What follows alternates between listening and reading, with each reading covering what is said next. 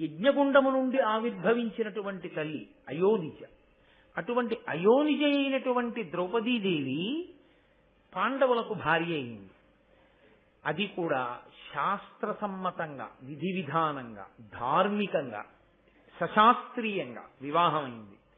కాబట్టి ఈవిడ ఇప్పుడు పాండవులు విశేషమైనటువంటి బంధువుల యొక్క బలాన్ని పొందారు. ఇంతమంది బంధువులు కలిసి వస్తారు పాండవులకి.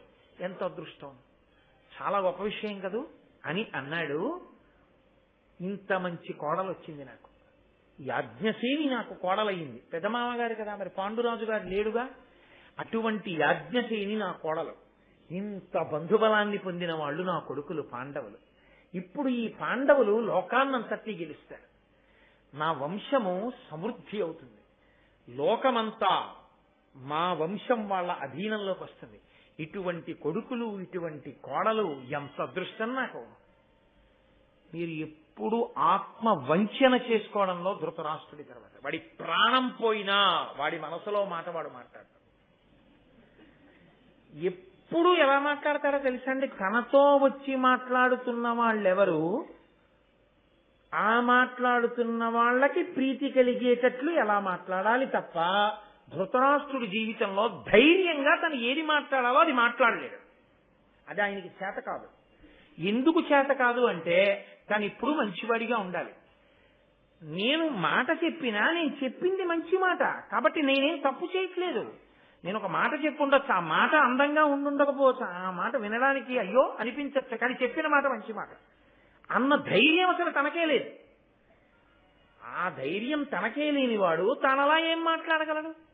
అందుకని ధృతరాష్ట్రుడి జీవితంలో ఎప్పుడు ఎవరి దగ్గర మాట్లాడినామంటే, కొడుకు దగ్గర మాట్లాడినా కూడా అది గమ్మత్తు. కొడుకుతో మాట్లాడినా తన మనస్సు విప్పి మాట్లాడ్డాడు. కళ్ళు ఎలా పైన లేవో అతని మనసు కూడా అంత చీకటిగానూ ఉంటుంది. ఇది ఎక్కడి నుంచి ఎక్కడి వరకు ఉందో తెలుసా అంటే, ధృతరాష్ట్ర జీవితంలో కొడుకులందరూ చచ్చిపోయారు. దుర్యోధనుడి తొడలు విరగ్గొట్టి చంపినవాడు భీమసేనుడు అని తెలుసుకున్నాడు. అతని కోరిక ఏమిటంటే భీముడిని చంపేయాలి. ఇది దాచాడు మనసులో, తెలుసా అండి? ఇది దాచాడు. దాచి నా కొడుకులు దుర్మార్గులు, అధర్మం పట్టుకున్నారు, వాళ్ళు పోతే పోయారు, మీరు నా కొడుకులు కారా, నా తమ్ముడి బిడ్డలు నా బిడ్డలు కారా, నాయనా ఇన్ని కష్టాలు పడ్డారా నా బిడ్డల వల్ల, పోన్లే ఇప్పటికైనా చాలా సంతోషంగా ఉన్నారు, ఏది నాన్న ఒక్కసారి దగ్గరికి రండి, గుడ్డివాణ్ణి కదా, నేను రాలేను కదా అంటే ధర్మరాజు గారు వెళ్ళాడు, కౌగిలించుకున్నాడు, విడిచిపెట్టాడు. నాయనా భీమసేన రా అన్నాడు. వెడుతున్నాడు పిచ్చాడు భీముడు. కృష్ణుడు జబ్బట్టుకుని వెనక్కి లాగి ఉంచాను సిద్ధంగానని ఉక్కు భీముడి విగ్రహం చేయించాడు. ఆ ఉక్కు భీముడి విగ్రహాన్ని తోశాడు. ధృతరాష్ట్రుడు కౌగలించుకొని వికటాట్టహాసం చేస్తూ నలిపేశాడు. అన్ని ఏనుగుల బలమైంది. నలిపేస్తే ఉక్కు విగ్రహం గుండైపోయి కింద పడిపోయింది. కింద పడిపోతే కృష్ణుడు అన్నాడు, నువ్వు కౌగలించుకుని నలిపేసింది ఉక్కు విగ్రహాన్ని, భీముడు ఇక్కడే ఉన్నాడు అన్నాడు. అలాగే నిలబడ్డాడు తెలుసా అండి. ప్రాణం పోయినా తన మనసులో మాట పైకి చెప్పడం. ఒక్కొక్కడు అలా ఉంటాడు. అది ఒక్కొక్కడి లక్షణం అలా ఉంటుంది. ఏది ఏమవనివ్వండి, తాను మాత్రం అస్సలు పైకి చెప్పడు. లోపల ఒకటి ఉంటుంది, పైకి మాట్లాడేటప్పుడు ఎవరొచ్చి తనతో మాట్లాడుతున్నారో అది వారికి అనుకూలంగా వినిపించేటట్లుగా మాట్లాడుతూ ఉంటాడు. కాబట్టి ఇప్పుడు అందరూ వింటున్నారు కదా, కళ్ళంటే లేవు కానీ అక్కడ భీష్ముడు ఉంటాడు, ద్రోణుడు ఉంటాడు, విదురుడు ఉంటాడు, వీళ్ళందరూ ఉంటారు.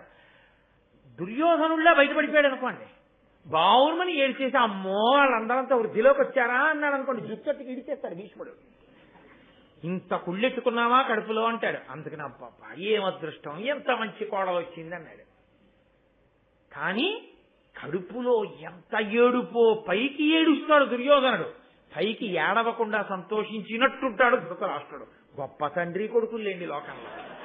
కాబట్టి కొడుకుని బాగు చేద్దామన్న ఆలోచన తండ్రికి ఉండదు, తండ్రితో ఇలా మాట్లాడచ్చా అని కొడుకు ఉండదు. అంత గొప్ప తండ్రి కొడుకులు వాళ్ళిద్దరు. మనకి కనపడరు కానీ లోకంలో లేరనుకోకండి. కాబట్టి మన అదృష్టం జీవితంలో మనకి తగలకుండా ఉండడమే అభ్యున్నతి. కాబట్టి ఇప్పుడు ఒకరోజు చాలా కాలం తర్వాత అనగా వెంటనే ఆ రోజు రాత్రి వెళ్ళలేదు దుర్యోధనుడు ధృతరాష్ట్రుడి దగ్గరికి. వెళ్ళలేదు అంటే వెళ్ళే ప్రయత్నం చెయ్యలేదు అని మీరు అనుకోకూడదు. ఇప్పుడు ఇలాంటివి మాట్లాడాలనుకోండి, ఇలాంటి దిక్కుమాలిన విషయాలు, ఇలాంటి రహస్యమైన విషయాలు, ఎవరిని ఎలా పాడు చేసేద్దామన్న విషయాలు తండ్రితో మాట్లాడాలంటే ఏదో నలుగురు ఉండగా వెళ్ళి అడగండి ఎలా పాడు చేసేద్దామండి ఇవన్నీ అని మాట్లాడితే బాగుండదు కదా. పైకి మంచి వాళ్ళల్లా ఉండి లోపల ఎవ్వరూ లేనప్పుడు మాట్లాడాలి. ఒక్కరోజు దొరికాడు ధృతరాష్ట్రుడు. అంటే ఏమంటే ఎందుకుండడు ధృతరాష్ట్రుడు ఒక్కడు అని మీరు అడగచ్చు. ధృతరాష్ట్రుడి జీవితంలో మిగిలిన ఒకే ఒక మంచి లక్షణం ఏమిటో తెలుసా? ఎప్పుడు విదురుణ్ణి పక్కన కూర్చోబెట్టుకుంటాడు. కూర్చోబెట్టుకుని విదురా మంచి మాటలు చెప్పంటాడు. పాపం విదురుడు చెప్తూ ఉంటాడు, అన్నీ వింటాడు, ఏదీ పాటించాడు, అన్నీ వింటాడు. ఆయన జీవితం అంతా ఇద్దరు మంచి వాళ్ళతో ముడిపడింది. ఒకటి విదురుడి మాటలు వింటాడు, కురుక్షేత్ర యుద్ధం అంతా సంజయుడి దగ్గర వింటాడు. అందుకే ఎవరు శంఖం ఊదారు, ఎవరు కత్తెత్తుకున్నారు దగ్గర నుంచి విన్నాడు. భగవద్గీత ప్రారంభ శ్లోకం అదే కదండి. కాబట్టి ఈ కారణానికి ఈ సత్సంగం సత్పురుష సాంగత్యము చేతనే కన్నులిచ్చి లేని కన్నుల బదులు కన్నులిచ్చి కృష్ణ పరమాత్మ తన విశ్వరూప దర్శనం చూపించాడు. ఒక సత్పురుషుడితో స్నేహం ఉంది నీకు, అది చాలు నిన్ను గౌరవించడానికి అన్నాడు. నీ భార్య గౌరవం నీ వలన ఉంటుంది, నీ బిడ్డల గౌరవం నీ వలన ఉంటుంది. వాళ్ళు ఎంత గొప్ప వాళ్ళైనా కావచ్చు, వాళ్ళు పెంచుకోవలసింది ఏది అంటే నీకు బిడ్డలమో అని నువ్వు ఇచ్చిన పునాది మీద వాళ్ళు సౌధ నిర్మాణం చేసుకోవాలి. నువ్వు ఇచ్చే ఐశ్వర్యం అంటూ ఏమైనా ఉంటే కోటేశ్వరరావు బాగా గుర్తుపెట్టుకో, నేను ఇల్లు ఇచ్చాను, నేను మేడిచ్చాను, నేను డబ్బిచ్చాను, ఇది నమ్మద్దు. నీ బిడ్డలకి కోటేశ్వరరావు గారు అబ్బాయి అని ఎక్కడైనా వాడు చెప్పుకుంటే కోటేశ్వరరావు గారు అబ్బాయా మీరు రండి లోపలికి అని నీ మెరిగిన వాళ్ళు అంటారా? అలా నీ బిడ్డల్ని వాళ్ళు అనగలిగితే అది నువ్వు వాళ్ళకి ఇచ్చిన ఐశ్వర్యం. నేను కోటేశ్వరరావు గారు అబ్బాయిని అనగానే కోటేశ్వరరావు గారు అబ్బాయా ఉండండి మేమే బయటకు వస్తాం అన్నాడు అనుకో, నువ్వు అతనికి పెద్ద అప్పిచ్చినట్టు. కాబట్టి నీ ప్రవర్తన నీ కుటుంబానికి గౌరవాన్ని తీసుకొస్తుంది. నీ ప్రవర్తన నీ కుటుంబం సిగ్గుపడేటట్టు, నీ భార్య సానుభూతి పొందేటట్టు చేస్తుంది. కాబట్టి మనిషి వివాహానికి ముందరే కొంత సంస్కారాన్ని పొందవలసి ఉంటుందయా. అది అర్థం కాకుండా పెళ్లి చేసుకోవడం అంత తప్పు పని ఇంకోట్లేదు. ఇది బాగా అర్థం చేసుకోవాలి పురుషుడు. ఇది అర్థం చేసుకున్న తర్వాతనే కుటుంబానికి గౌరవం తేవలసి ఉంటుంది అని నాతో ఒక ఆయన ఎప్పుడో ఒక పెద్ద ఆయన చెప్పినటువంటి మాటలు నాకు తరచుగా జ్ఞాపకానికి వస్తూ ఉంటాయి. కాబట్టి నన్నయ్య గారు చెప్పారు అంటే ఎంత లోతు ఆలోచించి ఆయన ఈ మాట అన్నారు అన్నది మనం స్వీకరించవలసి ఉంటుంది. ఎప్పుడో భారతం ద్రౌపదీదేవి 5 పతుల్ని అనుగమించడం అంటే మాటలు కాదండి. 5 పతుల్ని అనుగమించింది, అత్తగారి యొక్క కితాబు అంతగా పొందింది. అసలు మీకు నేను ఒక మాట చెప్పవలసి వస్తే ద్రౌపదీదేవి యొక్క నడవడి చేత మిగిలిన కోడళ్ళెవరికి పేరు ప్రఖ్యాతులే లేవు. అంటే వాళ్ళు చెడ్డవాళ్ళని కాదు నా ఉద్దేశ్యం, కానీ ఆమె గొప్పతనం అటువంటిది. మీరు ఒక్కొక్క ఇంట్లో చూడండి, ఒక ఎనమండుగురో తమ్మండుగురో అన్నదమ్ములు ఉండొచ్చు, అందరికీ భార్యలు ఉండొచ్చు, అందరూ అన్నదమ్ములు అందరికీ భార్యలు అయినా ఆ ఇంట కార్యం జరగాలి అంటే ఎవరో ఒక ఆవిడ ఉంటుంది. ఆవిడిదే పెత్తనం అంతా, ఆవిడిదే పెద్దరికం అంతా, ఆవిడిదే గౌరవం అంతా. ఆవిడ లేని నాడు ఆ సొబగు రాదు. అది ఎక్కడి నుంచి వస్తుంది? ప్రవర్తన చేత వస్తుంది, నడవడి చేత వస్తుంది. ఆ నడవడి చేత తెచ్చుకోవడం అన్నది అంత తేలికైన విషయం కాదు. ద్రౌపదీదేవి విషయంలో గొప్పతనం ఏమిటో తెలుసా అండి? ఆమె భర్తల్ని అలా అనుగమించింది. భర్తలు ఆవిడంటే భయపడ్డారు. నేను యథార్థం చెప్తున్నా, మీరు మహాభారతాన్ని జాగ్రత్తగా పరిశీలిస్తే ఆవిడంటే భర్తలకి 5 భయం. భయం అంటే ఆవిడ దెబ్బలాడుతుందని కాదు, ఆవిడ కీచులాడుతుందని కాదు, ఆవిడ ఏదో దెప్పి పొడుస్తుందని కాదు. అంత గాంభీర్యము, అంత గొప్పతనము, అంత పెద్దరికము, అటువంటి మాట తీరు, అటువంటి నైపుణ్యము కలిగినటువంటి ద్రౌపది యొక్క మనసు కుందిందా మా ఐశ్వర్యములే ఎగిరిపోతాయి. అటువంటి భార్య మనసు కుందితే ఎలా? అంత భయపడేవాళ్ళు భర్తలు కూడా. అంత గౌరవాన్ని తెచ్చుకుంది ఆవిడ. అందుకే మీరు ఎదర చూస్తారు ఆదిపర్వంలో అర్జునుడు సుభద్రని పరిణయం చేసుకున్నాడు. తిన్నగా వెళ్ళాల లోపలికి. అక్కడ ద్రౌపదీదేవి ఉంటుంది. నువ్వు వెడుతూనే ముందు నమస్కారం చెయ్యి. నీకు అక్కగారు ఆవిడ. ముందు ఆవిడ ఆశీర్వచనం పుచ్చుకో. నాతో కలిసి నువ్వు వస్తుండగా చూసి ఆవిడ మనసు కుందకూడదని చెప్పాడు అర్జునుడు. ఎక్కడైనా అంతే. ఆవిడ మాట్లాడితే అలా ఉంటుంది. 5 పతులు తన మాట కాదనలేనంత గౌరవాన్ని తెచ్చుకుంది. ఆవిడ శాసించలేదు, భయపెట్టలేదు. బాబోయ్ మన్ని ఇంకా దుమ్మెత్తి పోసేస్తుంది అన్న బాధని, అటువంటి స్థితిని ఆవిడ కల్పించలేదు. ఆవిడ ఎంత ప్రేమతో అనుగమించిందంటే అసలు భర్తలు ఆవిడికి తెలియకుండా ఏది చెయ్యడాన్ని ఇష్టపడలేదు. ఆవిడ కరణేషు మంత్రి. కురుక్షేత్ర సంగ్రామం దగ్గర నుంచి ద్రౌపదీదేవి యొక్క ప్రమేయం లేకుండా జరిగినవి లేవు మహాభారతంలో. అంతటి గాంభీర్యమైన వ్యక్తిత్వం ఆవిడకి. బేలతనం మీకు ఆవిడలో ఎక్కడా కనపడదు. ఆవిడ గాంభీర్యం వేరు, ఆవిడ నిండుతనం వేరు, ఆవిడ ఆలోచన సరళి వేరు, ఆవిడ యొక్క జీవన విధానం వేరు. అంత గొప్ప తల్లి ద్రౌపదీదేవి. ఆవిడ్ని ఇక్కడ కాదు కానీ అరణ్య పర్వంలో వీళ్ళందరూ అరణ్యవాసానికి వెళ్ళినప్పుడు సత్యభామ వచ్చింది ఒకసారి కృష్ణుడితో కలిసి. వచ్చి లోపలికి వెళ్లి ద్రౌపదీదేవిని ఒక ప్రశ్న వేసింది. నా భర్త కృష్ణ పరమాత్మని కొంగున కట్టి పడేసుకుందామని ప్రయత్నించాను. 16,000 మంది గోపికలు, ఇంకో 7 భార్యలతోటి ఉండడంలో ఆయన ఎన్నడూ నా మాట విని నాకే కట్టుబడినట్టుగా కనపడలేదు. ఒక్క భర్తనే వశం చేసుకోలేకపోయాను. 5 భర్తలు నీకు వశవర్తులయ్యేటట్టు మందు ఏం పెట్టావు నాకు చెప్పు అని అడిగింది. యథార్థంగా ఇది జరిగిందండి. మీరు భారతం చదవండి, నేను అబద్ధం చెప్పానేమో. ఏ మందు పెట్టావు, లేకపోతే ఏదైనా తైలమర్దనం చేశావా అని అడిగింది. అటువంటి దుష్టాలవాట్లు కూడా ఉన్నాయి లోకంలో కొన్ని చోట్ల. బట్ ఆ తైలాన్ని తల మీద పెడితే వాళ్ళు అటువంటి ఆనుకూల్యతని పొందుతారు.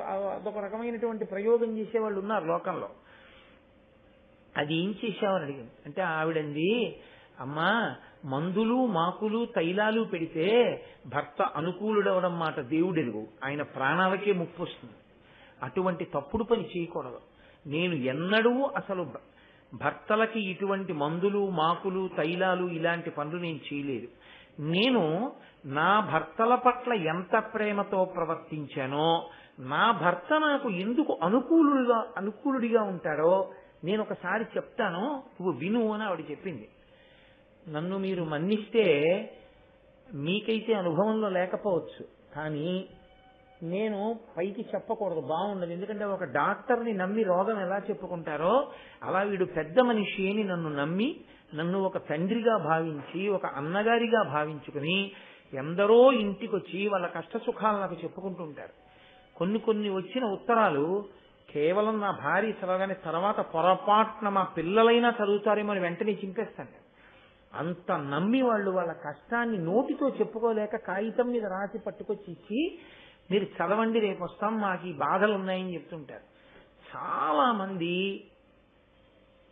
చిన్న కారణాలకి అనవసరంగా పెళ్ళైన కొత్తల్లో భేషజాలకు పోయి భర్తలకి దూరం అయిపోయి ఒక 7 ఏళ్ళో 8 ఏళ్ళో పోయిన తర్వాత జీవితంలో తాము ఎంత తప్పు చేశామో తెలుసుకుని కుమిలిపోతున్న వాళ్ళు ఎంతమందో తెలుసు నాకు. నేను ఈ మాట అబద్ధం చెప్పట్లేదు, పరమ పవిత్రమైన వేదిక మీద కూర్చుని చెప్తున్నాను. మహాభారతంలో ద్రౌపదీదేవి యొక్క వ్యక్తిత్వాన్ని చదివితే అసలు ఒక ఆడది ఎలా బ్రతకాలో అర్థమవుతుంది. ఒక భార్యతో భర్త ఎంత గౌరవంగా ప్రవర్తించాలో ద్రౌపదీదేవితో పాండవులు ప్రవర్తించిన తీరు బట్టి తెలుస్తుంది. అందుకని నన్నయ్య గారు ఈ మాట ఉత్తినే అనలేదు. వాళ్ళు దాంపత్య జీవనం ప్రారంభం చెయ్యగానే ఆవిడికి కితాబ్ వచ్చిందంతే. ఆవిడ పాండవుల ఐశ్వర్యమునకు కారణభూతురాలవుతోంది. ఎటువంటి ఐశ్వర్యం?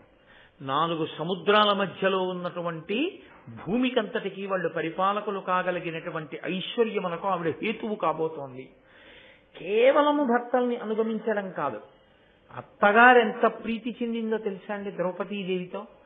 ఆవిడంది ఒక రోజున, కోడలి ఉత్తమ గుణములకెంతయు సంతుష్ట చిత్తయ్యి కుంతిదేవి లలితాంగి హరియందు లక్ష్మిని మరి చంద్రునందు రోహిణి ఇంద్రునందు శిచిని అవ్వశిష్టమునీంద్రునందరుంధతీన్ పోలి సుందరి నీ పతులందు ప్రీతి ప్రతిభక్తి యొప్ప అపత్యంబు పడయుము గురు వృద్ధ బాంధవాతుర వశిష్ఠ జనుల అతిథిజనుల సతతంబు పూజింపు అన్నదానమున ధరామరీంద్రవరులదను అఖిల వసుమతీ ప్రజకెల్ల కరుణ కలుగమమ్మ కమలనేత్ర.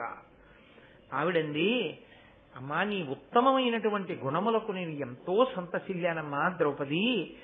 సంతుష్ట చిత్తయైనటువంటి కుంతి, ఓ లలితాంగి, లక్ష్మి విష్ణువుతో ఎలా కలిసి ఉంటుందో, రోహిణి చంద్రుడితో ఎలా కలిసి ఉంటుందో, శచీదేవి ఇంద్రుడితో ఎలా కలిసి ఉంటుందో, అరుంధతి వశిష్ఠునితో ఎలా కలిసి ఉంటుందో, ఆ దాంపత్యము నిత్యస్మరణీయం ఎలా అయిందో, అలా నువ్వు నీ భర్తలతో సంతోషంగా చక్కగా కాలాన్ని గడిపి నీ భర్తల యొక్క ప్రీతి చేత నువ్వు చక్కటి సంతానాన్ని కను. నువ్వు వచ్చినటువంటి అతిథిజనులకు బ్రాహ్మణులకు నిరంతరము చక్కగా అన్నం పెడుతూ ఉండు. అలాగే ఈ లోకంలో నిర్భాగ్యులైనటువంటి వారు ఎవరున్నా వాళ్ళందరినీ ఆదుకుంటూ ఉండు.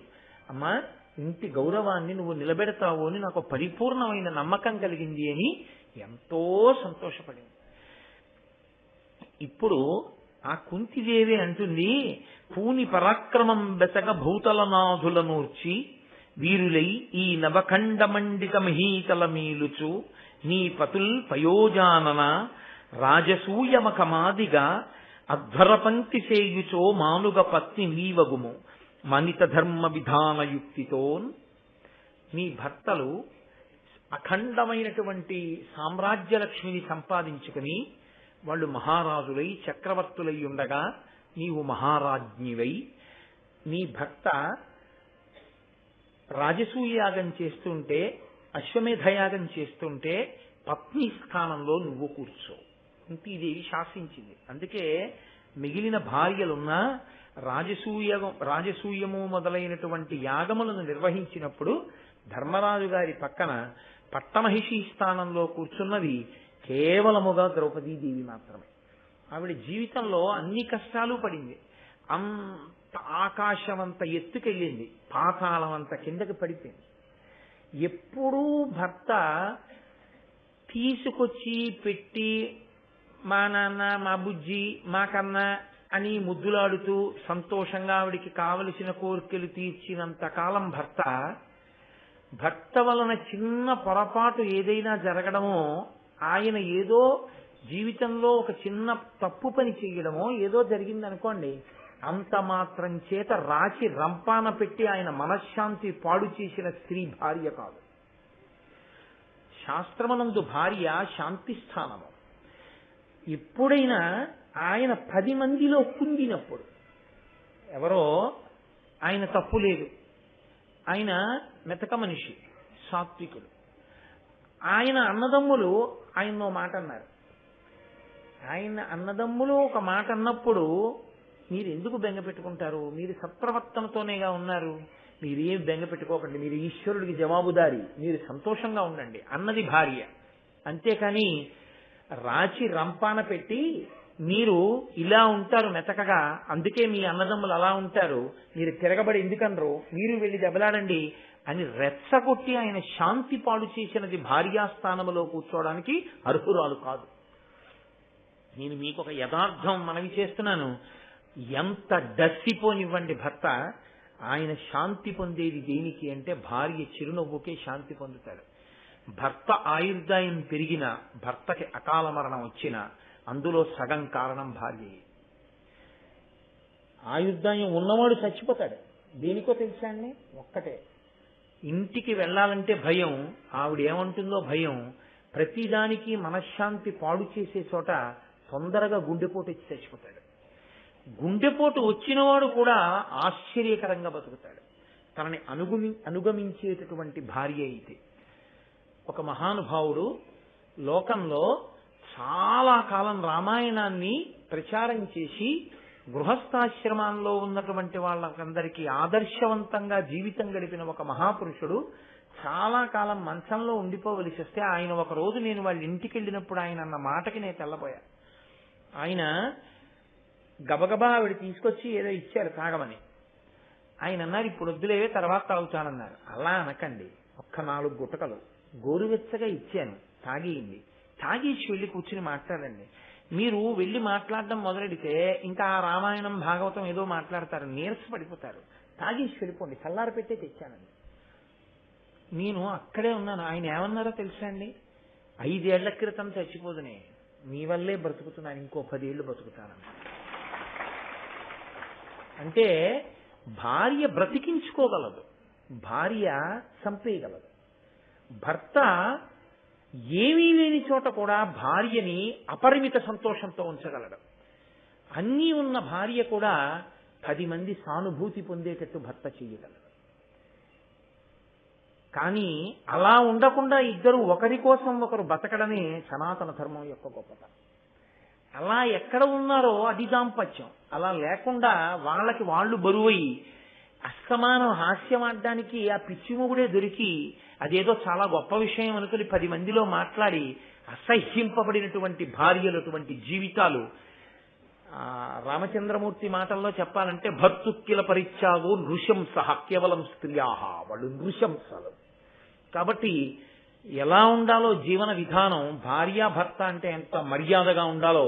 నాతో ఒకప్పుడు ఒక ఆయన అన్నాడు, ఏమయ్యా జీవితంలో కలెక్టర్ కాలేకపోవచ్చు, ఎస్పీ కాలేకపోవచ్చు, కానీ చచ్చిపోయిన తర్వాత 3 తరాల తర్వాత కూడా బలానా వాళ్ళిద్దరిలా బతకండ్రా అని చెప్పించుకోవడానికి, దాంపత్యంలో ప్రేమగా బతకడానికి వేరొక అర్హత అక్కర్లా.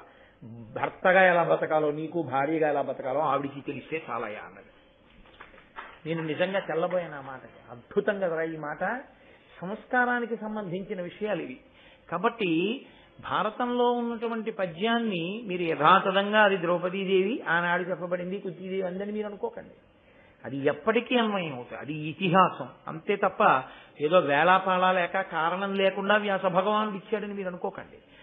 కాబట్టి అమ్మా, అతిథిజనులను పూజించు, నువ్వు మహారాజ్ఞివై యాగముల యందు కూర్చుని చక్కగా అటువంటి అదృష్టాన్ని పొందు అని కుంతిదేవి అని ఆవిడ్ని ఆశీర్వచనం చేస్తే ఎంతో సంతోషించింది. ఇందీవరలోచన చాలా ఆనందంగా ఉన్నారు. వాళ్ళు ఆనందంగా ఉన్నారని విన్నవాడు ఉన్నాడు, వీడు ఏడుస్తున్నాడు. అంతే వ్యక్తిత్వాలు. మనసు సుసంపన్నం కానప్పుడు ఏడుపు మిగులుతుంది. నాకు ఒక స్నేహితుడు ఉండేవాడు, ఆ గోపి అని అందరికీ తెలుసు. ఎవరింట్లో పెళ్లి కుదిరిందని చెప్పినా వీడి కూతురికే పెళ్లి కుదిరిపోయినట్టు సంతోషపడిపోతుండేవాడు. ఆ కోటేశ్వరారు మీకు తెలుసా, మన వాళ్ళల్లో ఫలానా వాడి కూతురికి పెళ్లి కుదిరిపోయిందండి, పోన్లేండి గట్టుడు పడిపోయాడు, అదృష్టవంతుడు. ఎంత పొంగిపోయేవాడో. అతని పొంగి అతన్ని ఏం చేసిందో తెలుసా అండి? 3 కూతుళ్లే ఇంటికొచ్చి సంబంధాలు అడిగి చాలా చక్కటి అల్లుళ్ళు వచ్చి 3 కూతుళ్ళకి అంతరంగరంగ వైభవంగానే పెళ్ళైపోయింది. అతని సుసంపన్నమైన మనసు అతనికి అటువంటి అల్లుళ్ళని తెచ్చిపెట్టింది.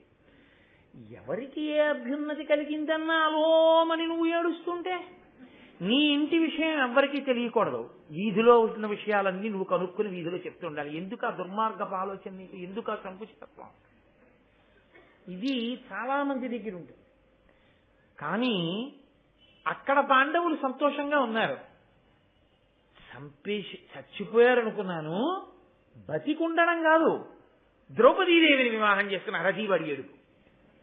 నేను ఏ ధనస్సు ఎక్కువ పెట్టలేకపోయానో ఆ ధనస్సు ఎక్కువ పెట్టినవాడు, మమ్మల్ని చావగొట్టినవాడు, కర్ణుడిని ఓడించినవాడు, శల్యుడిని ఓడించినవాడు, మమ్మల్ని అన్ని దెబ్బలు కొడితే మేము మనల్ని గుర్తుపట్టలేకపోయాం. గుర్తుపట్టడానికి నీకు ప్రచోదనం ఏది? అక్కడే ఉన్న కృష్ణుడు గుర్తుపట్టాడు, నువ్వెందుకు గుర్తుపట్టతావు? గుర్తుపట్టలేవు నువ్వు. కాబట్టి ఇప్పుడు ఈయన వలవల వలవల వలవల ఏడిచేశాడు దుర్యోధనుడు. ఏడుస్తూ ఒక మాట చెప్పాడు. ఇది ఎర్రసిరాతో మనందరం గీత గీసి రాసుకుని జీవితంలో గుర్తు పెట్టుకోవలసిన మాట. నేను లక్క ఇల్లు కట్టించి 5 పాండవుల్ని కుంతిని అందులో పెట్టి ఇంత కష్టపడి అంటించాను. 5 పాండవులు కుంతి కూడా వెళ్ళిపోయారు. నా కాప్తుడైన పురోచనుడు ఒక్కడే కాలిపోయాడని ఏడిచాడు. ఎవడు కట్టాడో, ఎవడంటిద్దాం అనుకున్నాడో, ఎవడు చూసొచ్చి చెప్దాం అనుకున్నాడో వాడు కాలిపోయాడు. ఎవడు కాలిపోవలసిన వాడున్నాడో ఆ 6 బతికేశాడు. బతికేసి ఊరుకున్నారా? వీళ్ళకి సాధ్యం కాని విషయాన్ని సుసాధ్యం చేసుకుని ఇవాళ దేశ ప్రఖ్యాతిని పొంది ద్రౌపదీదేవిని వివాహం చేసుకుని ద్రుపద మహారాజు గారిని మామగారిని చేసుకుని దృష్టద్యుమ్నుండి బావమరిదిని చేసుకుని సమున్నత శిఖరాలకెక్కి ఎంతో సంతోషంగా ఉన్నారు. వాళ్ళ మంచితనం వాళ్ళకి కాపాడింది, అంత గొప్ప అనుబంధం వాళ్ళకి ఇచ్చింది, అంత గొప్ప బంధుత్వం వాళ్ళకి కలిసింది. కాబట్టి వెంటనే దుర్యోధనుడికి వచ్చిన ఆలోచన ఏమిటో తెలుసా అండి? చాలా కాలం పాండవులను అక్కడ ఉండనివ్వకూడదు. వాళ్ళు అక్కడ ఉన్నారు, ఈయనకేమిటి బాధ అంటే పాండవులు ఎంత శక్తివంతులో దృష్టద్యుమ్నుడు అంత శక్తివంతుడు. పైగా బావమరిది లోకంలో బ్రతకగోరుతాడు. అది ఈ లోకంలో ఉన్న సామెత, బావమరిది బ్రతకగోరుతాడు అని. ఎందుకని అంటే అక్క చెల్లెలి భర్త కాబట్టి ఆవిడ పసుపు కుంకాలతో ఉండాలి కాబట్టి బావమరిది ఎప్పుడూ బావగారులను రక్షించుకుంటాడు. ఇప్పుడు దృష్టద్యుమ్నుడు బావమరిది అయ్యాడు కాబట్టి 5 మీద ఈగవాళ్ళనివ్వడు. అసలు వీళ్లే శక్తివంతులు, వీళ్ళకి దృష్టద్యుమ్నుడు కలిశాడు. ద్రుపదుడు సామాన్యమైన జన్మ కలిగిన వాడు కాదు. కారణజన్ముడైనటువంటి ద్రుపదుడు మామగారయ్యాడు. అతిలోక సౌందర్యవతి అయినటువంటి ద్రౌపది 5 ఇల్లాలయ్యింది. ఇప్పుడు వాళ్ళు చాలా కాలం అక్కడే ఉంటే కృష్ణుడు రాకపోకలు సాగిస్తాడు. రాకపోకలు సాగిస్తే ఏమవుతుంటుందంటే పాపం వీళ్ళు నిజంగా ఎంత రాజ్యవైభవంతో ఉండాలి, ధర్మరాజు గారిని యవ్వరాజ్య పట్టాభిషేకం చేశారు కదా, హాయిగా రాజ్యం ఏలుతూ భార్యతో సంతోషంగా ఉండవలసిన వాళ్ళు వీళ్ళ కర్మ మామగారి ఇంట్లో ఉండడం. ఇంత బలం ఉండి ఆ ధృతరాష్ట్రుడు ఎలా బరి తెగించాడో అలా వీళ్ళు తెగించుంటే నిలబడగలడా ధృతరాష్ట్రుడు? వీళ్ళ సౌశీల్యం వల్ల కదా వీళ్ళు ఇలా ఉన్నారు అంటారు. అన్న కొద్దీ వీళ్ళకి బలం పెరుగుతుంటుంది. ఆ సానుభూతి చేత పుట్టినటువంటి ప్రేమ వలన ఒక్కొక్కరు కలుస్తారు. బలరామకృష్ణులు అటు పక్కన చేరిపోయారు. ఇప్పటికే దైవాంశ సంభూతుడైనటువంటి కృష్ణుడు లేదా దైవమే అవతారమును దాల్చిన కృష్ణుడు, బలరాముడు, యాదవ, వృష్ణి, భోజ, ఛేది ఈ రాజులు వీళ్ళందరూ కూడా అటు పక్కన చేరిపోతే మనం అలా ఎంతకీ రాజ్యం ఇవ్వకుండా కూర్చుంటే ఏదో ఒక రోజున వాడు ఎలాగో ఇవ్వడు, పదండి యుద్ధానికి వెడదామని ఎవరో ఒకళ్ళు ప్రేరేపిస్తే వాళ్ళు యుద్ధానికి వస్తే మొదటికి మోసం. కాబట్టి ఇప్పుడు మళ్లీ పాండవుల్ని పనికిరాని వాళ్ళగా చెయ్యాలంటే ఒక్క ఆలోచన ఉంది మనకి. వీళ్ళని విడదీసేయాలి వేధోపాయంతో. వీళ్ళెవ్వరూ ఒకళ్ళతో ఒకళ్ళు కలిసి ఉండకుండా చేసేయాలి. ఎక్కడో ఉంటాడండి ఒక్కడు, అటువంటి ఏడుపు కొట్టువాడు ఎంత అసూయాగ్రస్తుడో చూడండి. ఆయన అసూయ పడడానికి హేతువు కాని విషయం లోకంలో ఇంకోట్లేదు. ఆయన సంతోషంగా ఉండాలంటే ఏమిటో తెలుసా అండి? వాళ్ళ ఆవిడ కన్నా ఊళ్ళో వాళ్ళ భార్యలందరూ అసహ్యంగా ఉండాలి. ఆయన ఇంట్లో ఉన్న కుర్చీ కన్నా గొప్ప కుర్చీ రాజ్యంలో ఎవరింట్లో ఉండకూడదు. నేను యథార్థం చెప్తున్నాను. అసూయ అన్నది ఉండిపోయింది అనుకోండి. మా ఇంట్లో ఉన్న కుర్చీ కన్నా మీ ఇంట్లో కుర్చీ మంచిది బాగుంటే చాలు. నా అసూయకి అది చాలు. వాడి ఇంట్లో కుర్చీ ఉండడం, నేను కట్టుకున్న పంచె కన్నా మీరు కట్టుకున్న పంచె బాగుంటే చాలు. నా అసూయ పెళ్ళుబుకుతుంది. కాబట్టి ఇప్పుడు దుర్యోధనుడి కన్నా మిగిలిన వాళ్ళందరూ చేతకాని వాళ్ళైపోతే ఆయన తృప్తిగా ఉంటాడు. ఈశ్వర సృష్టి ఎందో అది సాధ్యమా? అయినా నీకు ఏ మంచి గుణం ఉందని, ఏ ఈశ్వరానుగ్రహం ఉందని, ఏ తపశ్శక్తి ఉందని, ఏ ధర్మం ఉందని నీ ఎందు ఈశ్వరానుగ్రహం ప్రసరిస్తుంది? నీకేది ధర్మం, నీకేది ఈశ్వరుని ఎందు భక్తి, ఎందుకుంటుంది భగవంతుడి యొక్క అనుగ్రహం? కావాలనుకున్నవాడు ఇలా కాదుగా ఉండవలసింది. పాండవులు ఎందుకు బ్రతికారో తెలుసుకున్నవాడివైతే నువ్వు అలా ఉండాలి. నువ్వు అలా ఉండకుండా పాండవుల్లో ఉండాలంటే ఎలా కుదురుతుంది? కుదరదు. అన్నం తిన్నవాడు సంతోషంగా హాయిగా కూర్చొని నవ్వుతూ హాయిగా సోఫాలో కూర్చొని మాట్లాడుతుంటాడు. నువ్వు అలా మాట్లాడాలంటే నువ్వు అన్నం తినాలి. అమ్మ మీద అలకొచ్చి నువ్వు అన్నం తినడం మానేస్తే ఆయన కూర్చొని సంతోషంగా ఉన్నట్టు నువ్వెలా ఉంటావు? నువ్వు అలా ఉండడం కుదరదు. దుర్యోధనుడి మనస్తత్వంలో ఉన్న పెద్ద ఇబ్బంది అంతా అక్కడే ఉంటుంది. ఇది కేవలం దుర్యోధనుని ఎందే కాదు, చాలా మంది ఎందు ఇదే లక్షణం ఉంటుంది. ఎప్పుడూ ఏదో ఒక కారణానికి అలా అసూయాగ్రస్తమై వాళ్ళు వృద్ధిలోకి రావడమా అని అలా ఏడుస్తూనే ఉంటారు ఎవరో ఒకళ్ళ మీద. అది మంచి పద్ధతి కాదు, భారతం మనకి నేర్పుతోంది. ఇప్పుడు మరి ఈ విషయం ఒక్క దుర్యోధనుడితో ఊరుకోరు కదండి. మొదట ఎవరికి చెప్పాలి? అంధుడైన రాజుగారికి చెప్పాలి. అందుకని ధృతరాష్ట్రుడికి వచ్చి చెప్పారు. వెంటనే ధృతరాష్ట్రుడు ఏమన్నాడో తెలుసా? ఆయన అన్నాడు, యజ్ఞసేను కూతు అభిజాత ఆతని యజ్ఞవేది నుదిత అయినదాని అనగా విధి వివాహమయి పాండునందనుల్ మిగుల మిత్రబల సమృద్ధులైరి. ఆవిడ ఆ ద్రౌపదీదేవి యజ్ఞసేనుకూతునభిజాతనాతని యజ్ఞవేది నుదిత అయినదాని అనఘ విధి వివాహమయి పాండునందనుల్ మిగుల మిత్రబల సమృద్ధులైరి. ఆయన అన్నాడు, ఆవిడ యాజ్ఞసేని, యజ్ఞగుండము నుండి పుట్టింది, కారణ జన్మురాలు, అయోనిజ. యజ్ఞగుండము నుండి ఆవిర్భవించినటువంటి తల్లి అయోనిజ. అటువంటి అయోనిజ అయినటువంటి ద్రౌపదీదేవి పాండవులకు భార్య అయింది. అది కూడా శాస్త్రసమ్మతంగా, విధి విధానంగా, ధార్మికంగా, సశాస్త్రీయంగా వివాహమైంది. కాబట్టి ఈవిడ ఇప్పుడు పాండవులు విశేషమైనటువంటి బంధువుల యొక్క బలాన్ని పొందారు. ఇంతమంది బంధువులు కలిసి వస్తారు పాండవులకి. ఎంత అదృష్టం, చాలా గొప్ప విషయం కదూ అని అన్నాడు. ఇంత మంచి కోడలు వచ్చింది నాకు, యాజ్ఞసేని నాకు కోడలయ్యింది. పెదమామగారు కదా, మరి పాండురాజు గారు లేడుగా. అటువంటి యాజ్ఞసేని నా కోడలు. ఇంత బంధుబలాన్ని పొందిన వాళ్ళు నా కొడుకులు పాండవులు. ఇప్పుడు ఈ పాండవులు లోకాన్నంతటినీ గెలుస్తారు. నా వంశము సమృద్ధి అవుతుంది, లోకమంతా మా వంశం వాళ్ళ అధీనంలోకి వస్తుంది. ఇటువంటి కొడుకులు, ఇటువంటి కోడలు ఎంత అదృష్టం నాకు. మీరు ఎప్పుడు ఆత్మ వంచన చేసుకోవడంలో ధృతరాష్ట్రుడి తర్వాత, వాడి ప్రాణం పోయినా వాడి మనసులో మాట వాడు మాట్లాడతాడు.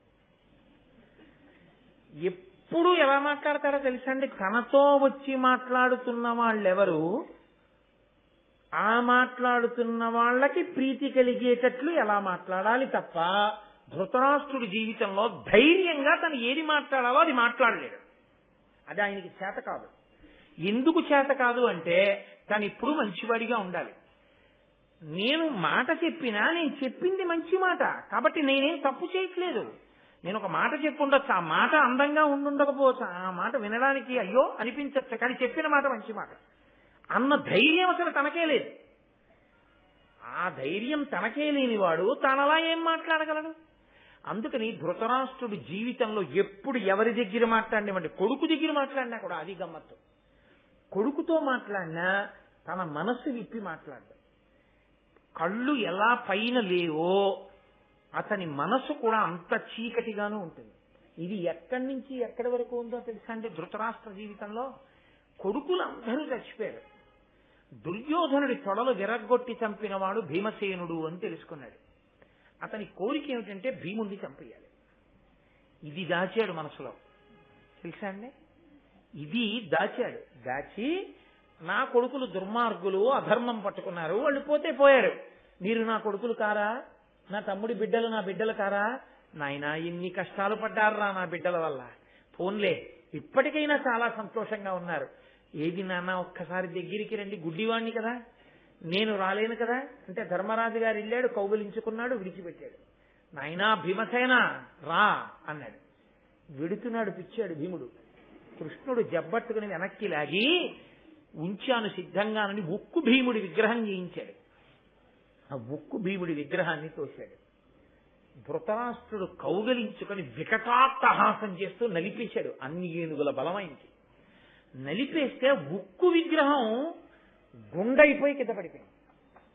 కింద పడిపోతే కృష్ణుడు అన్నాడు, నువ్వు కౌగలించుకుని నలిపేసింది ఉక్కు విగ్రహాన్ని, భీముడు ఇక్కడే ఉన్నాడు అన్నాడు.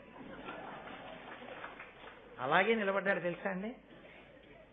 ప్రాణం పోయినా తన మనసులో మాట పైకి చెప్పడం. ఒక్కొక్కడు అలా ఉంటాడు. అది ఒక్కొక్కడి లక్షణం అలా ఉంటుంది. ఏది ఏమవనివ్వండి తాను మాత్రం అస్సలు పైకి చెప్పడు. లోపల ఒకటి ఉంటుంది, పైకి మాట్లాడేటప్పుడు ఎవరొచ్చి తనతో మాట్లాడుతున్నారో అది వారికి అనుకూలంగా వినిపించేటట్లుగా మాట్లాడుతూ ఉంటాడు. కాబట్టి ఇప్పుడు అందరూ వింటున్నారు కదా, కళ్ళంటే లేవు కానీ అక్కడ భీష్ముడు ఉంటాడు, ద్రోణుడు ఉంటాడు, విదురుడు ఉంటాడు, వీళ్ళందరూ ఉంటారు. దుర్యోధనుల్లా బయటపడిపోయాడు అనుకోండి, బావుమని ఏడ్చేసి అమ్మో వాళ్ళందరంతా వృద్ధిలోకి వచ్చారా అన్నాడు అనుకోండి, జుచ్చట్టుకి ఇడిచేస్తాడు భీష్ముడు. ఇంత కుళ్ళెట్టుకున్నావా కడుపులో అంటాడు. అందుకని అబ్బా ఏం అదృష్టం, ఎంత మంచి కోడలు వచ్చింది అన్నాడు. కానీ కడుపులో ఎంత ఏడుపో, పైకి ఏడుస్తాడు దుర్యోధనుడు, పైకి ఏడవకుండా సంతోషించినట్టుంటాడు ధృతరాష్ట్రుడు.